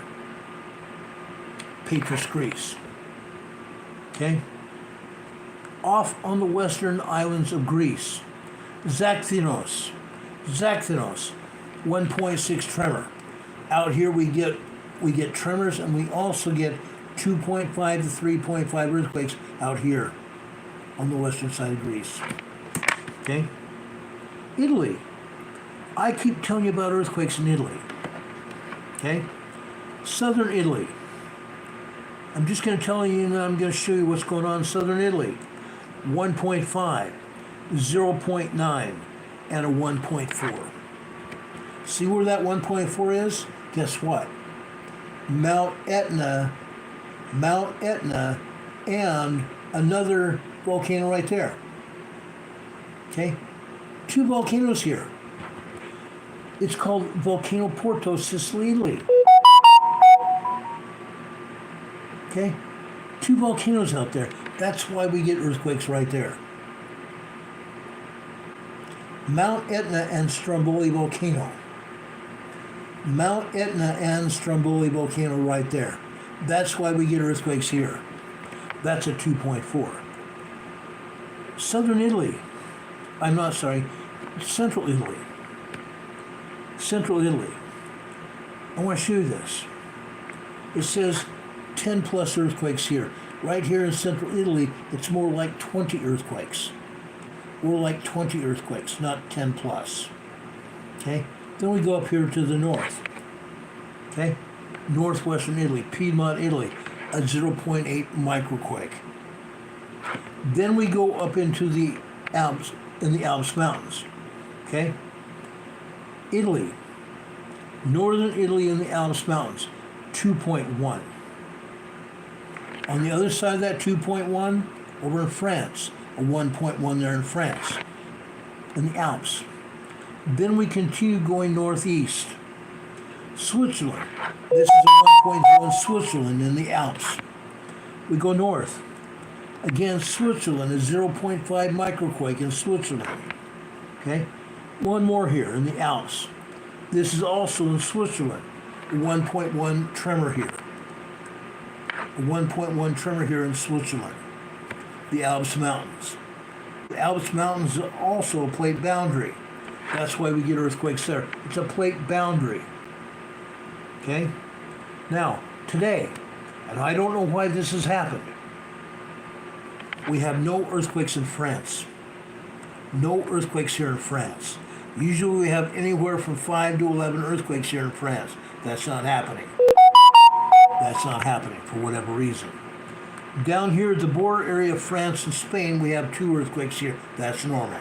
Those 2 earthquakes are 1.5 tremor and a 1.7. 1.5 in France and 1.7 in Spain. Southern Spain, just 1 earthquake.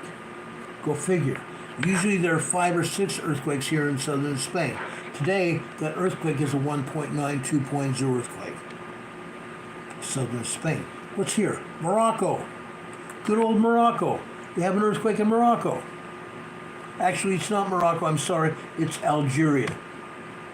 Algeria. It's a 3.1 earthquake. 3.1 earthquake in Algeria. Now, that's not all, folks. There's more. There's more. Today, we're not having any earthquakes here in Norway and Sweden. Usually, over here in southern Norway and Sweden, we have some tremors building up to 2.5 and 3.0 earthquakes. There's none here.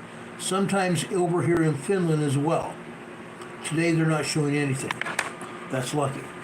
When I used to live in Sweden, we didn't have earthquakes at all. But as of the last, I want to say 4 or 5 years, we've continued to see seismic energy building in Scandinavia.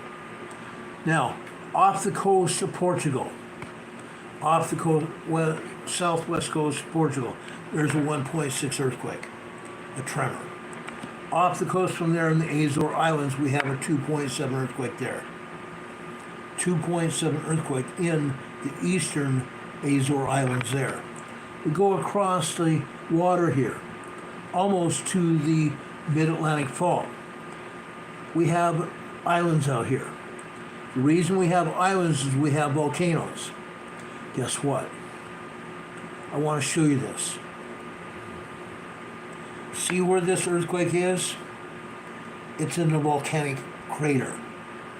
It's in a volcanic crater on that earthquake fault, the Azore earthquake fault, in a volcanic crater at the bottom of the Atlantic Ocean. Okay? Right there, an earthquake. It's a 2.7 earthquake right in the middle of a volcanic crater over there in the western Azore Islands. South of there, we have a 2.1 and another 2.5. Look where it's at. Right in this volcanic crater, on the rim of the crater. Isn't that wild? Right on the edge of that crater. Now, this island here. Why am I showing you this island? You ought to see it. Right here is a volcanic island. There were so many earthquakes here last year, they had to evacuate the island because they thought that the volcano was going to explode. They thought this volcano was going to erupt, and so they evacuated everyone here on the island. Now it's not doing anything. Now it's not doing anything. Go figure. Go figure. Closer to the Mid-Atlantic Fault. This is Angra Island, Hiroshima. This is a 1.6 tremor here.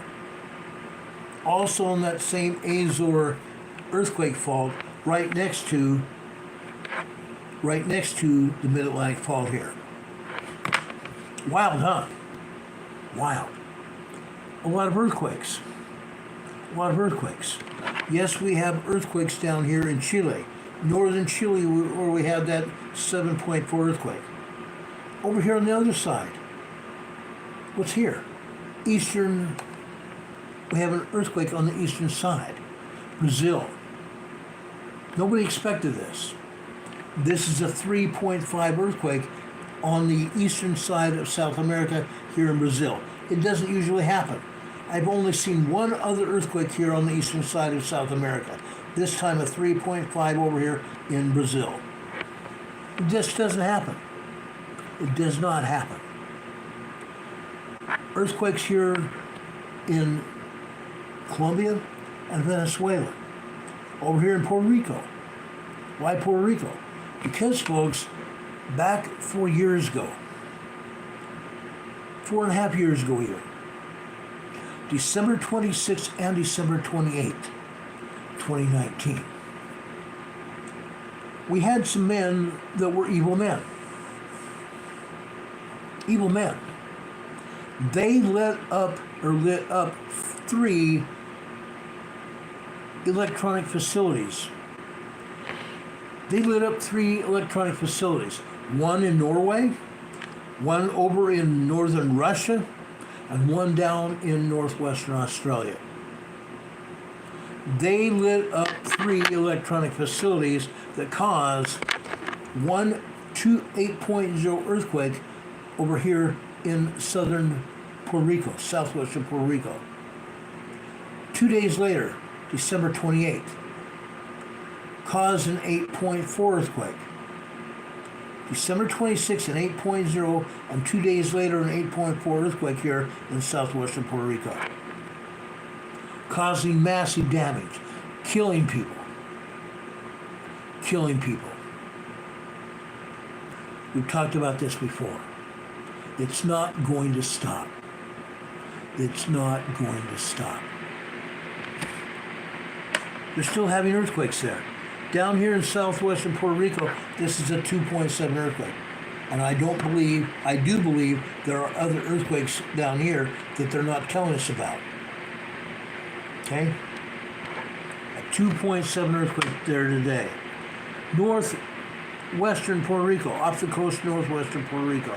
This is the same place where we had a 6.3 earthquake during Hurricane Maria. Hurricane Maria was hitting the southern coast of Puerto Rico that same night. There was a 6.3 earthquake right here. Today we have a 3.1 earthquake right there. That 3.5 or 3.1 earthquake here came off the Cayman Ridge. Right here. This earthquake over here near the U.S. British Virgin Islands is a 3.8. Came off the Cayman Ridge here. The Cayman Ridge earthquake fault comes out of Guatemala here. So earthquakes that come out of Guatemala also end up either over here in Haiti, over here in the Dominican Republic, or over here in Puerto Rico. Okay? That always happens. It always will. That's what happens. Again, we don't show anything but one earthquake in southern Mexico. Coahuila Norte, Mexico. Southern Mexico, we have a 4.4 earthquake. It's not the only 4.4 earthquake. There are a ton of earthquakes down there. There are 24 earthquakes here in southern Mexico today. This is just one of them. Yes, we have some 3.0, 3.5s, and we have dozens usually of 4-pointers here in southern Mexico. USGS only showing us a 4.4. Insane. It's insane. Now, folks, I'm going to ask my friend Dave, that we talked about earlier, that's been here in the chat, Canadian Patriot 1, to call us on Messenger. And hopefully he'll have our other counterpart on the western side of Canada, Barry Prince, to talk to us.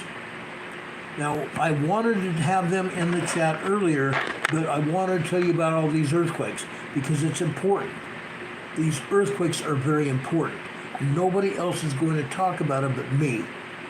I am the only YouTube person talking about all these quakes. Yes, there are a couple, 3 other people that talk about earthquakes, but I tell you why the earthquakes hit. I tell you why and where they hit. All over the world. Literally all over the world. Yesterday, USGS said there are 467 earthquakes worldwide. There's not. There are over 500 earthquakes down in Southern California. Over 500 earthquakes in Southern California, and USGS did not even show one. It's crap. NCWQ Worldwide News and Disaster Explorer says she talks about earthquakes. She does. She does. But she may be only one of 3 other people that talk about earthquakes on a consistent basis on YouTube. Okay? But I try to show you everything. Canadian Patriot 1 is still here in the chat saying they control it all, and geoengineering as well. Absolutely. Geoengineering. Man-made interference with the earth. And Canadian Patriot says they must be stopped ASAP. They must be stopped ASAP. And I totally agree. Dave, do you want to call us on Messenger? Have you located Barry yet? I'd love to bring you and Barry up and talk about what's going on in Canada, at least just briefly anyway. Maybe we can get you guys here on the air again very soon. But I wanted to talk about what's going on in Canada. You guys have a lot going on. Yes, Mary Greeley talks about earthquakes too, but Mary Greeley's focus is on Yellowstone. Mary Greeley is the earthquake absolute expert in Yellowstone. USGS lies about Yellowstone all the time. Mary Greeley tells us about what's going on. We have my buddy Dave here, Canadian Patriot 1. Let's bring him in. Hey Dave, how is you? It goes here. It's going. Let me put you on speaker. Dave, you're live with the EMA. Hey, there we go. Yeah, there's a whole pile of wonderful things going on, eh? Oh, yeah. Never a dull moment. Never a dull moment. Never. Not going to be either. No. Unfortunately, things are going to get a lot worse for us all, and we need to buckle up and be prepared. Yeah. Absolutely. Absolutely. It's not going to get better, guys. It's not going to get better. I don't think it's going to get better at all. I just don't think so. It's going to get so much worse. So much worse. Well, all the lies are coming out now. I mean, you know, as it sits now, they control the weather, they control earthquakes. Now, I mean, by the depth of the investigating and the lies that are coming out, the depth of that alone is just should be making people shake their heads and say, wait a minute, what, was I asleep? Yeah. Isn't that the truth? It's incredible. It is. Ah. And the more that goes on, the more questions, and people are surprised. Why would you be surprised? I'm not surprised by any of it. I'm not surprised by any of it. It's so much worse than it used to be. It's gotten so bad. I've never... Mr. Barry. Hey, Barry, welcome. Hey, guys, Barry Prince is here. Barry Prince is here. This is Barry Prince, guys. You say Merry Christmas? Yeah, it's Merry Christmas. We changed your name, Barry. Okay. You're getting a little ahead of yourself, but I guess it's all right. You never heard of Christmas in July? I've heard of it in July, but nothing surprises me in today's world. Yeah. I just have the same thing. My wife. Is Mike up okay? What's that, Barry? Mike up okay? You're fine. Okay? Yeah, you sound great. Good. Okay, good. Because I don't have my headphones on. I'm talking to the mic on my computer. Oh, you're not doing that, are you? That's fine. That's fine. Well, actually, I'm sitting here with a buddy of mine, and he wants to hear us yap for a little bit. So, yeah, he can hear us yap. He can sit in the background as long as he doesn't try to interrupt and say anything. Yeah. I'll let him listen to the conversation. But the moment he tries to add to the conversation, he's out of here. Oh, really? He's out of there. Were you a Democrat? I'm a Democrat. You here? Yeah. Oh gosh, this is great. We haven't had Barry and Dave on for a long time. No, I better get down to earth and sophisticated. Why do that? Why change now? Yeah. Oh gosh, this is great, guys. In case you don't know who Barry is, Barry has his own program on Revolution Radio. It's called The Big Puzzle. Barry is a famous radio talk show host on Revolution Radio. Oh, get every out of Sunday. here. Yeah. Get out of here. I'm not famous at all.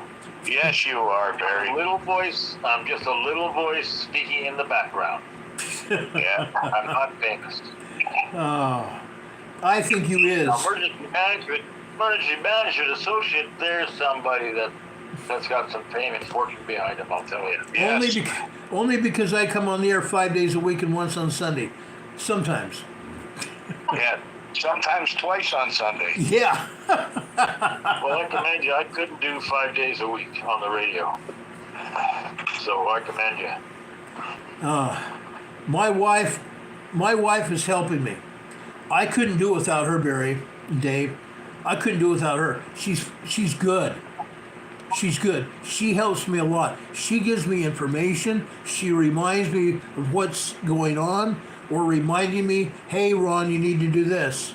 And I do it. And then I come on the air to talk to all of you. It's important. It's important. Who else is going to do it? Nobody. Well, yeah, exactly. And us guys with wives, well, we have to listen. Yeah. Because they're usually right. Yeah, they are. And if you say they're not, What about that hydrothermic explosion yesterday at Yellowstone? What do you think of that? I think that's Yellowstone that is flexing its muscle. That hydrothermic explosion, guys, and I showed you what happened yesterday. That hydrothermal explosion was at the Biscuit geyser basin. And that geyser hadn't erupted like that forever. That was the first time. It was a big deal. All that black water, that black steam that you saw, that was dirt and volcanic material erupting from that geyser.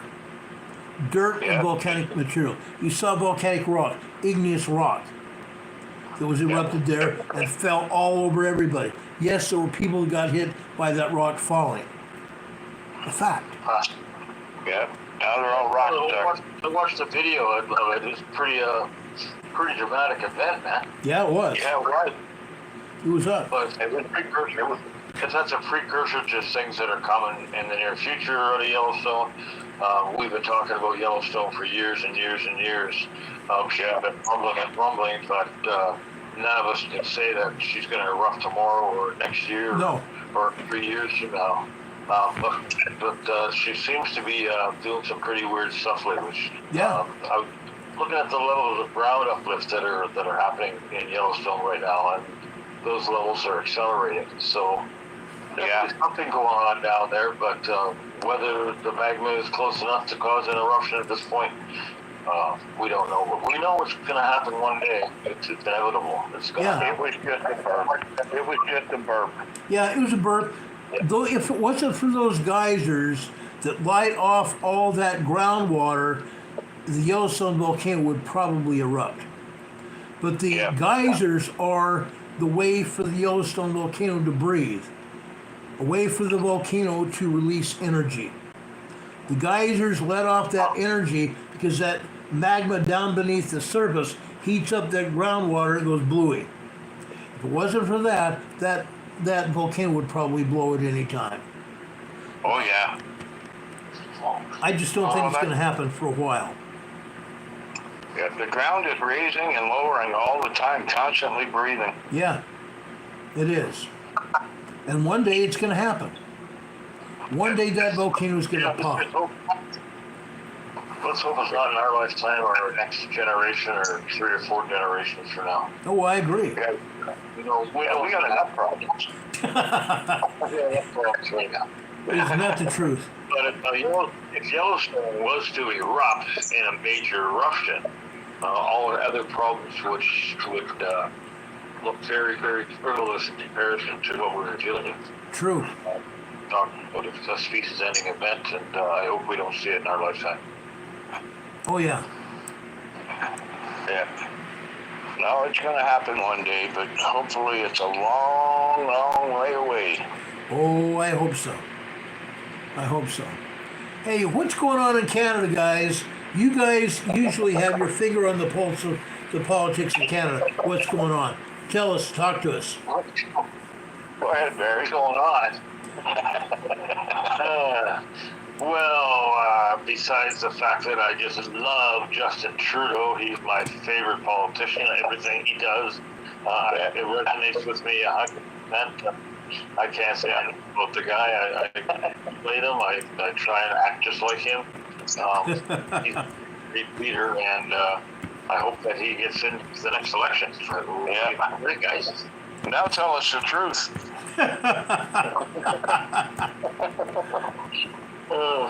I don't have the words to describe my hatred for Justin Trudeau, but I'm not alone. The whole country is turning against the guy. He is the most unpopular politician in Canadian history now, bar none.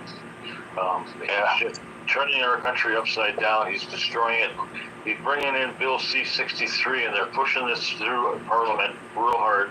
They can't do anything now until it sits again in the fall, but they're going to bring in Bill C-63, and when he does that, I can go to jail for the rest of my life for something I said 10 years ago.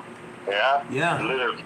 So I can go to jail for something I said or even I thought. They're putting thought police in place in Canada. But they think you They're thought. going to be monitoring our thoughts. Yeah. That guy over there, he's that Barry Prince, he's talking about pretty radical stuff, man. We better go take a look at him. Man, don't worry, Barry. We'll be in the same place. Yeah. Oh, we can all be in this. We're all going to be in the same place pretty quick. Yeah. If they bring Bill C-63 through, it's absolute bullcrap. Yeah. Bullcrap. Yeah. It's happening here in the U.S. I expect more and more YouTube channels to be shut down because of what Big K is doing and what the D party is doing, and I expect real bad things to happen because they don't agree with freedom of speech. Our freedom of speech is going to go out the door. Yep. All of us. And if the U.S. falls, the world is done. Yeah. I mean, we're all going to be slaves to the machine. Yeah. Yeah. I hope not, but that's where we're headed. Yeah, they have to kill me to shut me up. It's that simple. Yeah. Me too. I'll just go to a different channel. I'll go to Rumble. I really don't care what they do. They can go to hell. I'm sorry, guys, I use that word. They can go to hell. I don't give a flying rat's frosty keister what YouTube or the D party does. They are not going to control me. Yeah. That's why we need people to be aware. Are they allowing you to stream now on YouTube? I'm here. Going out on YouTube? I'm here on YouTube. But if Let me put it. if they change and go after me, I'll go to Rumble. Screw them. Barry, the last time Ron and I, last week or the week before, they took both of my internets down. 3 times to stop me. So, yeah, somebody's not happy in La La Land there. Yeah. And all I was doing is telling the truth. Yeah. Well, telling you the truth is a dangerous occupation these days. Yeah, It isn't it? should never get us into trouble, but it's getting us into trouble. Yeah. Yeah. We got to put our foot down and say, hey, enough is enough, guys. I wish the rest of the world feel the same way I do about the situation. We should get people united, doing something about what we see going on, but it seems like Canadians are just are complacent. They don't seem to give a shit. Excuse my language. Yeah. They don't seem to give a rat's arse Yeah. about what's going on in our country. And I don't understand that. I don't understand how people can watch the country fall apart, our society change, everything about the way we look at life is being revamped, and nobody's doing anything about it. Where the problem is, Barry, is that the Canadian public has seen what happened to the convoy, the peaceful convoy, and they're afraid of the consequences. See, I don't care. I am done with it playing their little games. The reality is they don't have to like what I'm going to say, but I'm going to say it anyway. I don't care. Because I will not. You don't care, I don't care. But the fact that the Canadian people are put into a state of fear by what the government did to the convoy organizers and the people that were there and the way they were tromped on and the way they seized their bank accounts, where everything the government did was absolutely ludicrous, absolute bullcrap. Yeah. And they got called out. They got called out about it. They were judged to be in what's the word I'm looking for?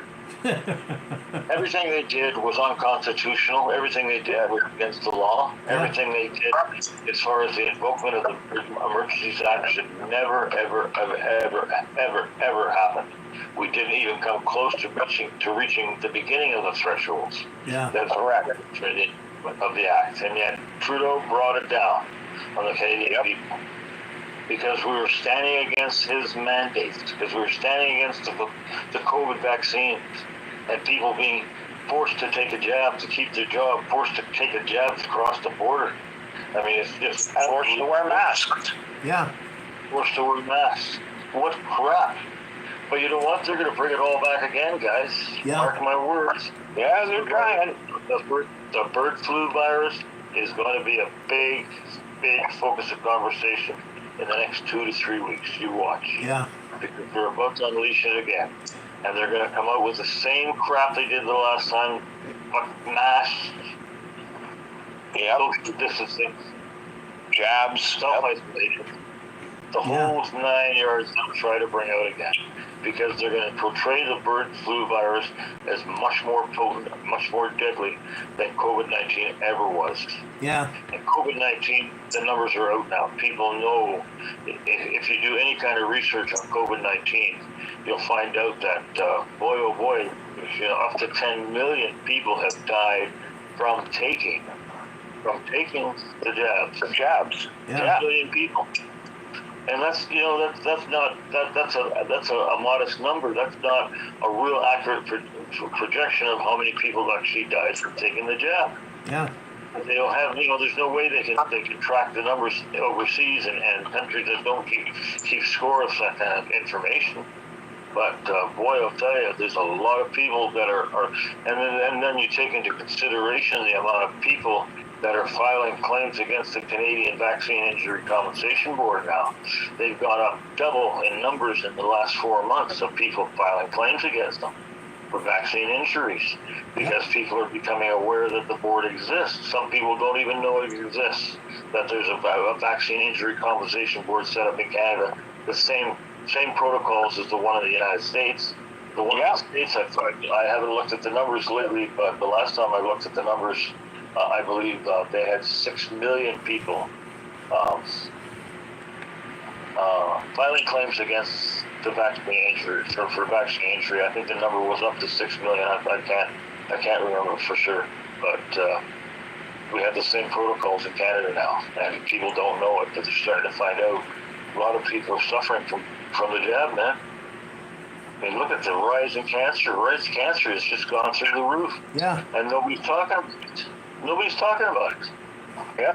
Cancer's gone up 400% across the board. Yeah. Last year. 400% increase in cancer. That's staggering. And it is. Mainstream media never talks about it. Well, they won't. They're all controlled by the government. Yeah. And this And stick that they're going to get with the bird flu, oh, you have to have it or you're not going to survive. Oh, it's so much worse than ever. You have to have this stick or else. I call BS. yeah, me too. I'll take my chances. Yeah, me too. Me too. Because I am not going to put up with that. I mean, people need to realize, there's this fine line between fear and bravery. The people that are brave fight through the fear. Yeah. And you're either going to go standing on your feet, telling them no way, or you're going to die as a slave in their control. And I won't go there. No. I will not allow that to happen. No. Yeah. Not ever. Not now, not ever. I haven't looked at the number of animals that they're massacring in the States lately, but it's unbelievable amount of chickens and pigs and cattle that are being slaughtered because of the so-called spread of the bird flu. Yeah. And it's only going to get worse. They're going to really wrap it up. They're going to be killing their chickens. They'll be killing they're killing all our food. Yeah. Yeah. You have to eat bugs. We're going to eat bugs. They can go to hell. They put the second largest bug production facility in Ontario. In London. Yeah. Oh, that's insane. Unbelievable. Are they going to get rid of Trudeau? Are you guys going to be able to do that? Well, we're hoping, but I honestly believe that he's going to rig it. He's already said that he would. Oh, hang on. Oh, sorry. I got to step out just for a sec. Yeah, he's already said that he's going to rig the election. Yeah. And he will not step down. I mean, there are so many crimes that he's committed that the Royal Canadian Mounted Police will not even touch him. So, he comes out and says, yeah, everybody is equal under the law. Well, apparently except him.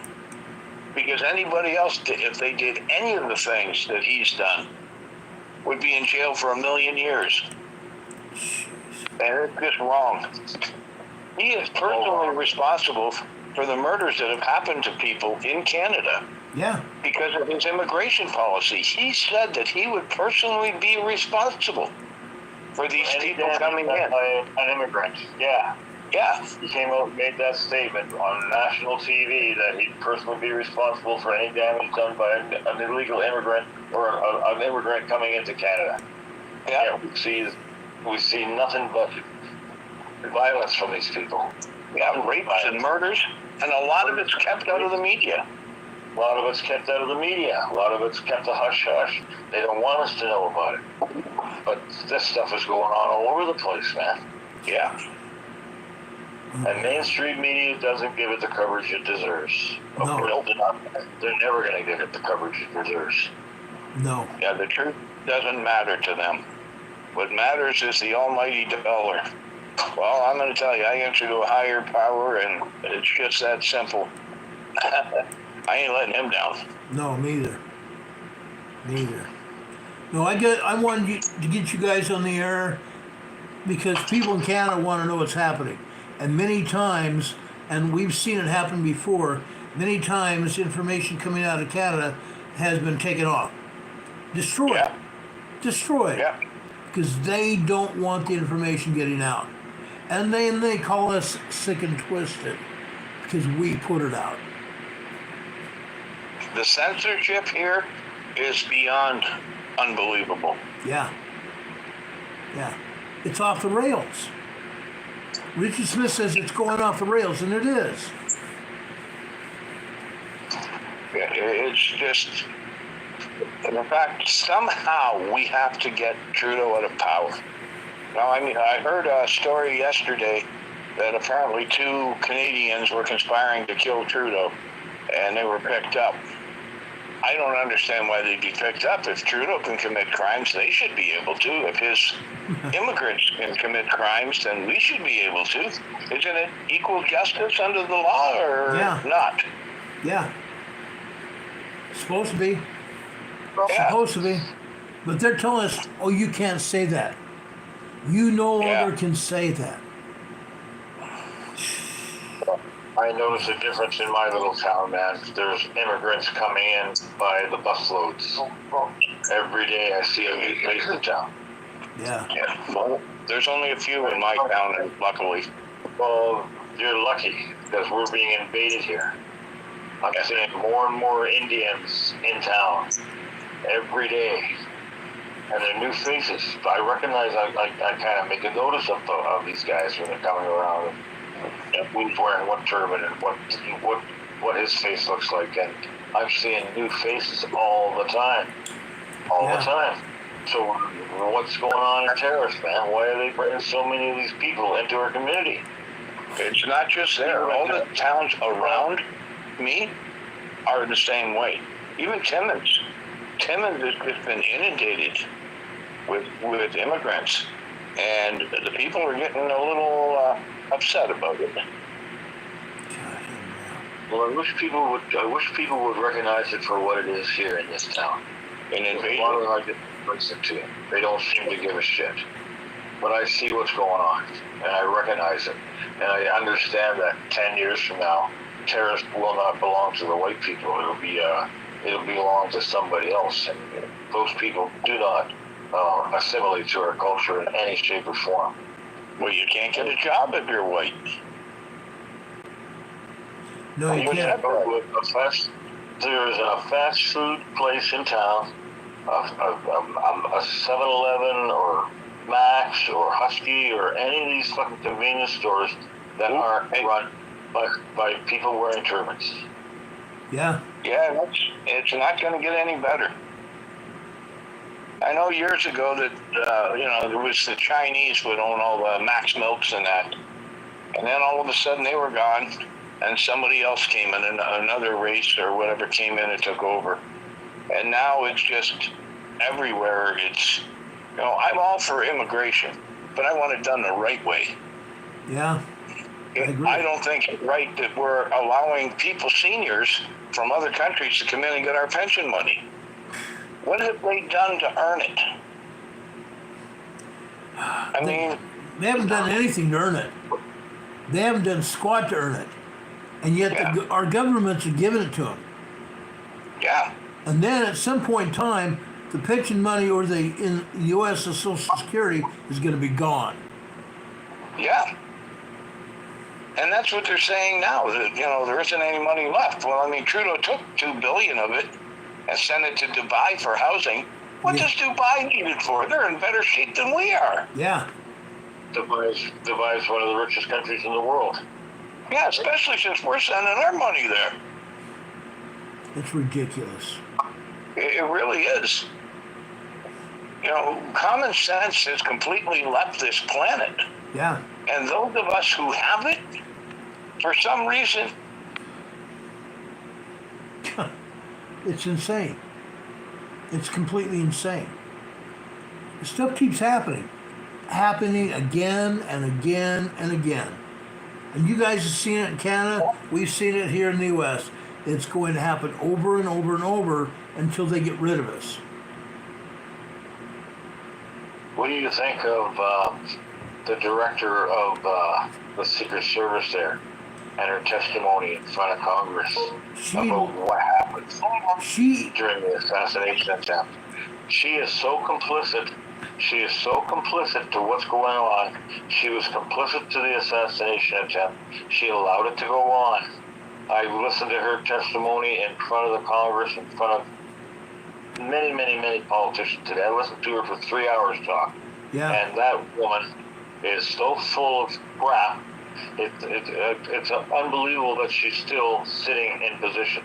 Yeah. That she's still the director. Well, she resigned. She resigned effective immediately yesterday morning. She's out of there. Her deputy director, Mr. Rowe, is now in charge of Secret Service. She's gone. But she lied. She's gone. Yeah, she's gone. But she lied. She's complicit in a cover-up. She's complicit in Donald Trump getting hit. There were two shooters. Yeah, she absolutely was complicit in the whole thing, man. She was part of it. Yeah. She was part of it. But I didn't know that she'd resign. Yeah, she resigned. Today, they took my internet out again. Huh. Wow. She's complicit. There were two shooters. possibly a third. I can prove there are 2 shooters. I showed evidence last night of the 2 shooters, and there's possibly a third. They're just so stupid. And they did not put the Secret Service that they should have had with President Trump. They either had rookies or they dressed people up as Secret Service agents that were not really Secret Service. I can prove it. I can prove it. We've been talking about it for a long time during the past few days. They have lied and lied and lied, and they continue to lie. I don't think we'll actually ever hear the truth because the government is complicit. This is all at going after President Trump. Well, they definitely wanted him bumped off. Yeah. They allowed the shot to be taken. Yeah. And for that to happen, it should never, ever, ever have happened. 130 yards away, man. Yeah. Come on. Look, I don't advocate for anybody to be taken out. The reality is you're allowed to have your differences. You know what? Difference of opinion or whatever. Yeah. We're people. We're supposed to be like that. We're supposed to be able to debate our issues. Not be shut down and told the only way it works. Right. Exactly. Exactly. But they're going to continue screwing around and messing around, and at some point in time, and I hope I'm wrong, I hope I am dead wrong, because the people are going to get to a point where they're not going to tolerate it anymore. And look out. Yeah, Then I'm worried look out. about that. Because it's going to happen. If things don't change soon, I mean, if they would have taken Trump out, I believe wholeheartedly there would have been a civil war. Yeah. Yeah, there would have been. Yeah, if a bullet had hit him, boy, I'll tell you, we'd be in a different world today. Yeah. It's just stupid. They're continuing to lie. The Congress, before Netanyahu addressed Congress had in experts on what happened. And they testified that it happened. They've had law enforcement experts from Butler County and the Pennsylvania State Police. Experts. And do you think what has happened is coming out? It's starting to leak.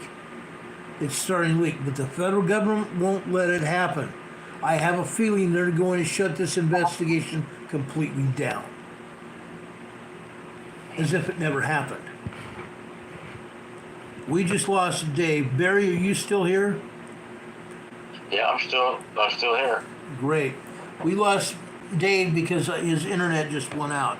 He told us one internet source went out, and I think both of his internet sources just went out. But just give us in closing, Barry, just give us in closing what you think is going to happen and what is happening now. Let us know what's going on up in Canada. Everybody needs to know. Our country is falling apart basically right now. It's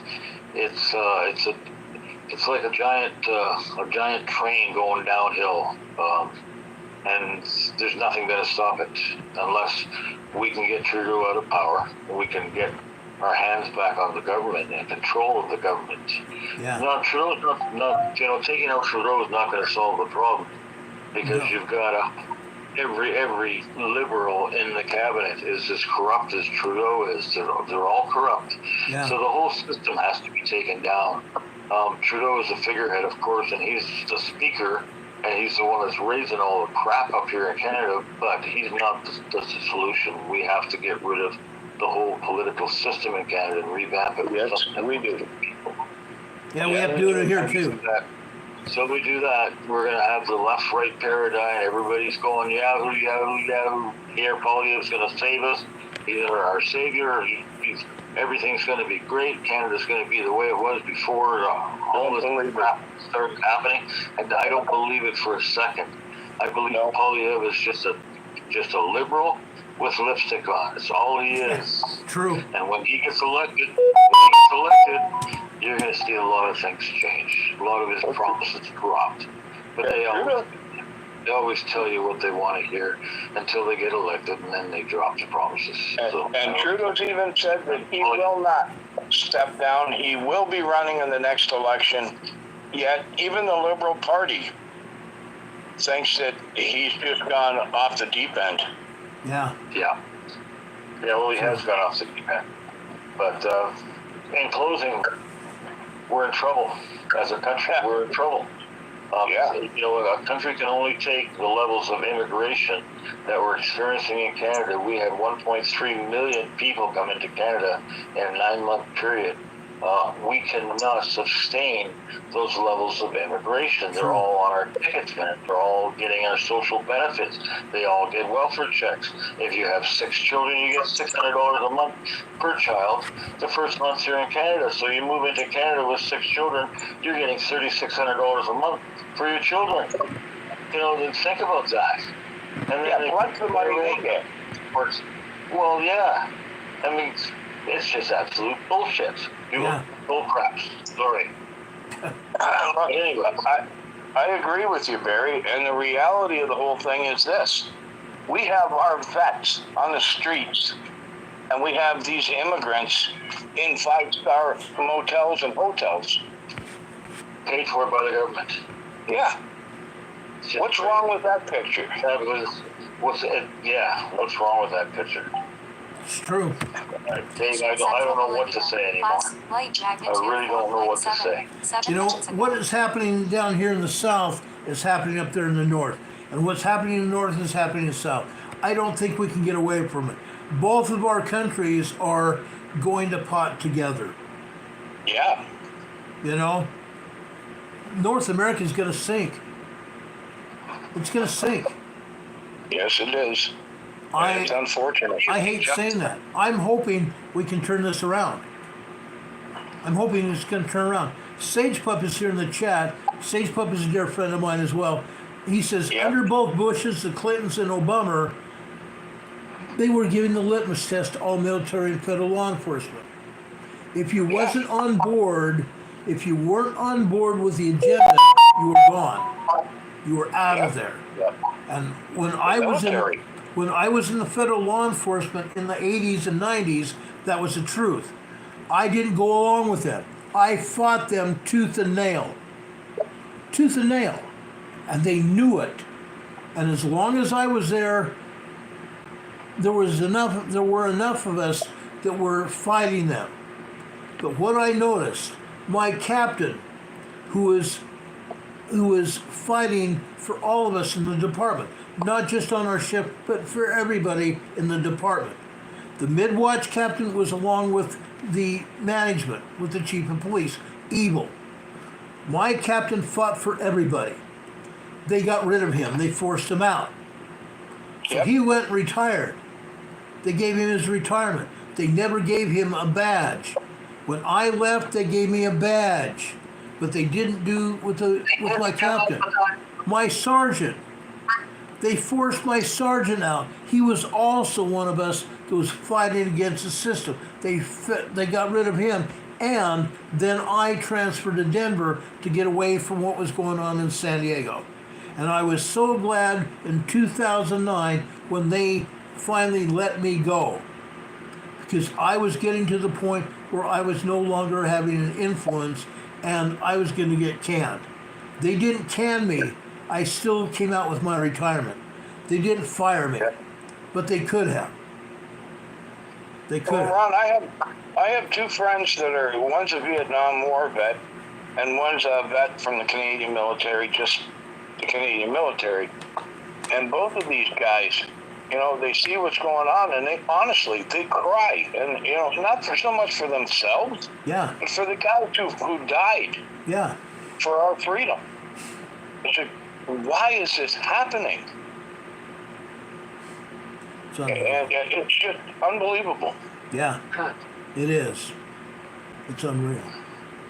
It's unreal. Hey guys, it was fun. Let's do this another time where we can have more time with you. I would love that.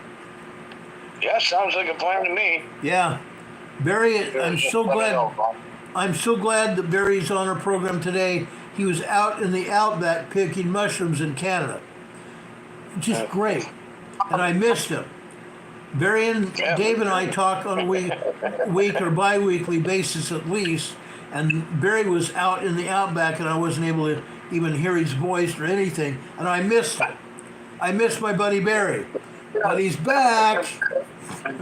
Yeah, I was having withdrawals myself. I'm used to talking to Barry 3 or 4 times a week. Oh yeah, it's great. It really is. Hey guys, I want to leave you with something. I want to leave everybody here with something.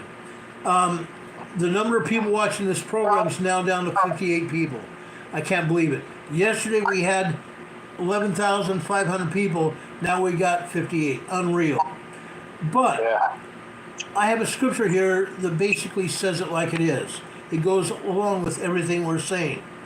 You're a chosen generation, a royal priesthood, a holy nation, a peculiar people, that ye should shew forth the praises of him who hath called you out of darkness into his marvelous light, which in times past were not a people, but are now a people of God, which had not obtained mercy, but now have obtained mercy.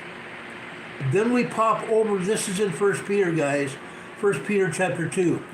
Then we pop over to verse 15. Verse 15 is the cinch pin on this. For so is the will of God, that with well doing you may put together silence the ignorance of foolish men.